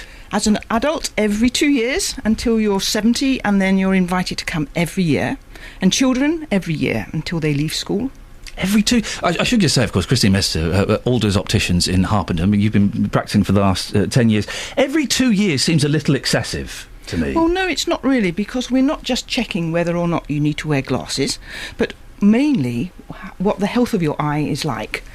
You know, whether you have any pathology, and then we can advise you and know what to do about it. There used to be a stigma around glasses, I think partly because of the NHS glasses, although they've got kind of a cool... Yes, they've got a cool chic now. That stigma about glasses is pretty much gone, isn't it? No, they're quite a fashion accessory now, I think. Children love wearing them. I kind of hope that one of my boys has to wear glasses, just so he looks... Not because I want him to have bad eyes, because I think he would look cute. Yes. I think he'd look cute. Now listen, what tests have we got lined up for us today? How are we going to do this? Well, we have a sight chart, test chart... Which Justin Dealey has been trying to sneak a look at the whole time. At the other end of the room here, and standing next to Paul here, who wears glasses. Yes. Now, Paul, stand back here, please, and tell me how far down can you see here? OK, I can see I can make out a letter, I think, on the fourth row. Which is? A. Yes. It's useless. But nothing more. Yeah, but with... He's putting on... glasses on now. Right, OK. Now he doesn't look creepy at all. He looks like something out of A Clockwork Orange. Look at him. Now, can you read the bottom line? AUTHYMXV. Very good. Hey. So But that's cheating, having those glasses on, isn't it? Would that count as cheating? No. He needs them. He's short-sighted. Yes. Can you buy glasses that look like that? You can. They're extremely expensive. So he needs those glasses. But someone with is there such a thing as 30/30 vision? There is, but the Americans call it 20/20, and we call it 6/6. Okay. And that is the last line but one here. Okay. Well, so you want to see if... Justin, would you like to take the challenge without any... Is this where I thrash you? For goodness sakes, go without any... Paul Scoynes, oh bless him, he looks like he's won a competition to come to a radio studio. OK, now we're joined by our Charlotte Green, who will be doing the scores here. Hello, Ian. Hello, Charlotte. Now, Justin Dealey is just assuming his position. I don't know how you're going to keep scores on this, but that's your job. Justin Dealey? Hello. Hello there. Hi. OK. Sorry about this, Christine. So, Christine, what do you want Justin to do? Well, how far down can you see on this I chart? can see all the way to the bottom. What does the last line say then? AUTHYMXV. Excellent. Thank you very much indeed. Excellent vision. Yes, thank you. Without 2020? glasses. Better than 2020. That's 2015. There you go. Just saying, Ian. Just saying. OK, can I have a go then and beat him? OK, right, fine, thank you. What's the score, Charlotte? Justin Dealey 1, Paul Scoins 0. Hang on a minute, she's changed the sign. That's a backwards sign. OK, I can do it backwards. This is how good I am. Oh, I can do that one there, the one you're pointing to. TLONOEHD. Just one wrong? No, I didn't. Yep. What about this line? I didn't get one wrong. I know it. No, hang on a minute. But bearing in mind these are back to front, which nobody else had. TLC. TLO. TLC. Oh, C. C. But that's backwards. What about the last line? OK. O. D. We'll come back to the third one in a second. I think it's an E. O-D-E. O. L. H. A. Dum dum dum dum dum. It's one of two letters. I'm gonna go for V. It was a V. No, it was a U. Justin Dealey 1, Ian Lee No, 0. no. Hang on 1 second. Though. No, but that's excellent too. That's as good. That's as good as Justin here. But the thing is, why I'm confused ever so slightly. Why was his facing forward and mine was backwards? Well, because sometimes we have a mirror, and so the letters would. Had we been using a mirror, you would have seen them the right way round. Can we get Justin? Hang on a second. No, you're not, Justin. No, you come and set it. can I go? I'll hold that Can I sign go? up. Can I go? No, I'll hold it up. Don't worry, Justin. Thank you. I want you to do it. He gets like this. He I gets want very you to do it jealous. back. Does he? Yeah, Oh he's dear. very possessive as well. Yeah. Okay, the bottom backwards. That would be O-G-E-L-M-A-U. You got loads of them wrong. I think they're all correct. They were all correct, weren't they? They were all correct. No, thank you. He said O-G. It's a D. He missed out the E. He put an M in there somewhere. No, I think I got them all right. I think you're making this up. I think you got them all right too. I think he's seeing things. He's seeing things. He did not. He is. Yes, he is seeing things. There's no M on there. There's no M. Justin Dealey 1, rest of the world Can I go now? 0. There's no M on there. Hello, bad boy. Do you ever get people coming in and being competitive at eye tests? Yes, I do actually. Oh, really? Yes, very much. I thought it was just us being boyish and silly, but people come and do it. No, people really want to get the letters right, and with children, I hope they're always like that, because then my life is made easier than that. I always worry when I have an eye test that I'm going to, because I have worn glasses in the past. I don't wear them now because I got better. But I do worry that I'm going to get an answer wrong when they put when they put the lens in. Can you see better now? Sometimes it's hard to tell. So I'm worried I'm going to say the wrong thing and then I get the wrong glasses. Yes, that's true. But I try to reassure patients that they should just tell me what they see and that I'm always double checking. Okay. We can always go over it again. And what's that test where they blow on your eye? That's checking the pressure inside your eyes, because if the pressure is too high, it may be that you have ocular hypertension or you have perhaps the beginnings of glaucoma. And it's a condition that we can spot before you notice any change to your vision. And that's why you should come for a regular eye examination. They are quite fun. Bye, Justin. Bye. Bye, Charlotte. They are quite fun eye tests, aren't they? I quite enjoy them. Yes, they are. Yes, and children love them too, yes. My favourite eye test... Paul, you can take that off now. Sorry? I can't. Okay. They're stuck on your head. I think Dealey's run off with your glasses. There we go. Oh, hang on a second. Tony Blackburn's here. The wise old gnome. Paul, can you hold that chart up? We want to test Blackburn's eyes. Right. Come and stand up against the wall. Tony, this is Christine, who is our optometrist of the day. With or with glasses? Let's try it without glasses first. Okay. Did that one there. How far can you read? AXOTVHUAXHTOV XAUMT T. No, Y. V. No, it isn't. Oh, I've done that one. Yeah. V. I've done that one. I'm ahead of you. XAUMT. Right. VHAIXUT. Y. Isn't it? It's a Y, but you're doing it's a Y. Okay. AUTHTMXY. Why? It's pretty. He got a couple on, but that's good. That's good. He's not got his glasses on. That's very good. Yes. I can't do it with my glasses on. What do you wear your glasses for then? Is that just to attract the chicks? Reading. Yeah. When you're a wise old gnome, as you described me, you've got to do something. You weren't supposed to be listening to that. I've just noticed something as well. The letters on the bottom line that I read are smaller than the letters on the bottom line that Dealey read. Yes, you're right. Have I been stitched up here? Dealey! Oh, Dealey, you're such a dodgepot. Well, listen, Christine, thank you so much for coming in. You've been a very good sport. And just to reiterate, people should be getting their eyes tested regularly, shouldn't they? Absolutely, yes. And go to a good opticians that you're confident in, and they will look after you. Tony, have you worn glasses all your life? No, only till the 40. Right. And I found everything was getting a bit blurred when I was reading. But to be honest with you... You've been wearing them for the last 60 years, then? 80 years. At least 80 years. I started wearing them when I was 40, and it was 100 years ago, actually. Yes. You're filling in for Nick Coffer. Do you know what you're doing on today's show yet? Have you been told? We're talking about somebody who goes on railway lines and looks at things on the journey and then writes about them. I think I'm busy between 12 and 3, but Tony Blackburn, lovely to see you. Thank you so much. He's on filling in for Nick. Christine, thank you so much for coming in. It's very nice. You've been a cracking sport. That's Christine Mester, who works with Alders Opticians in Harpenden and has been practicing for the last 10 years. I was totally stitched up on that. I cannot believe a medical professional... What's the body I need to write to, Christine, to make an official complaint about you? I don't know. Oh, so naughty. Travel news for beds, cards and bugs. BBC Three Counties Radio. Still got the flooding in Pottersbury, the A5 because of a burst water main between Blackwell End and the Puxley turn-off. The M1 southbound looking slow from back up at Northampton, junction 15 toward Newport Pagnell and the services, and a little bit busy as well as you continue from junction 11 at the A505 toward 9 at Redbourne. Down to the M25 then, anti-clockwise, heavy traffic Waltham Abbey to Potters Bar into and through the roadworks section with a 50-mile-an-hour restriction.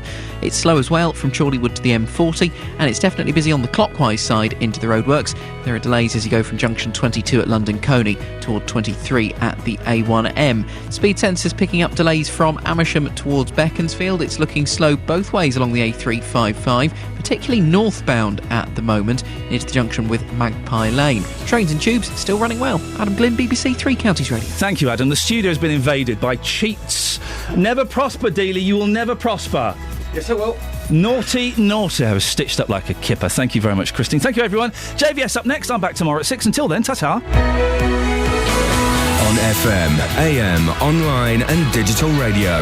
This is BBC Three Counties Radio. Thank you, Iain. Good morning. Welcome to the JVS show. I'm Jonathan Vernon-Smith. And on this morning's big phone-in at 9, is it time we stopped expecting councils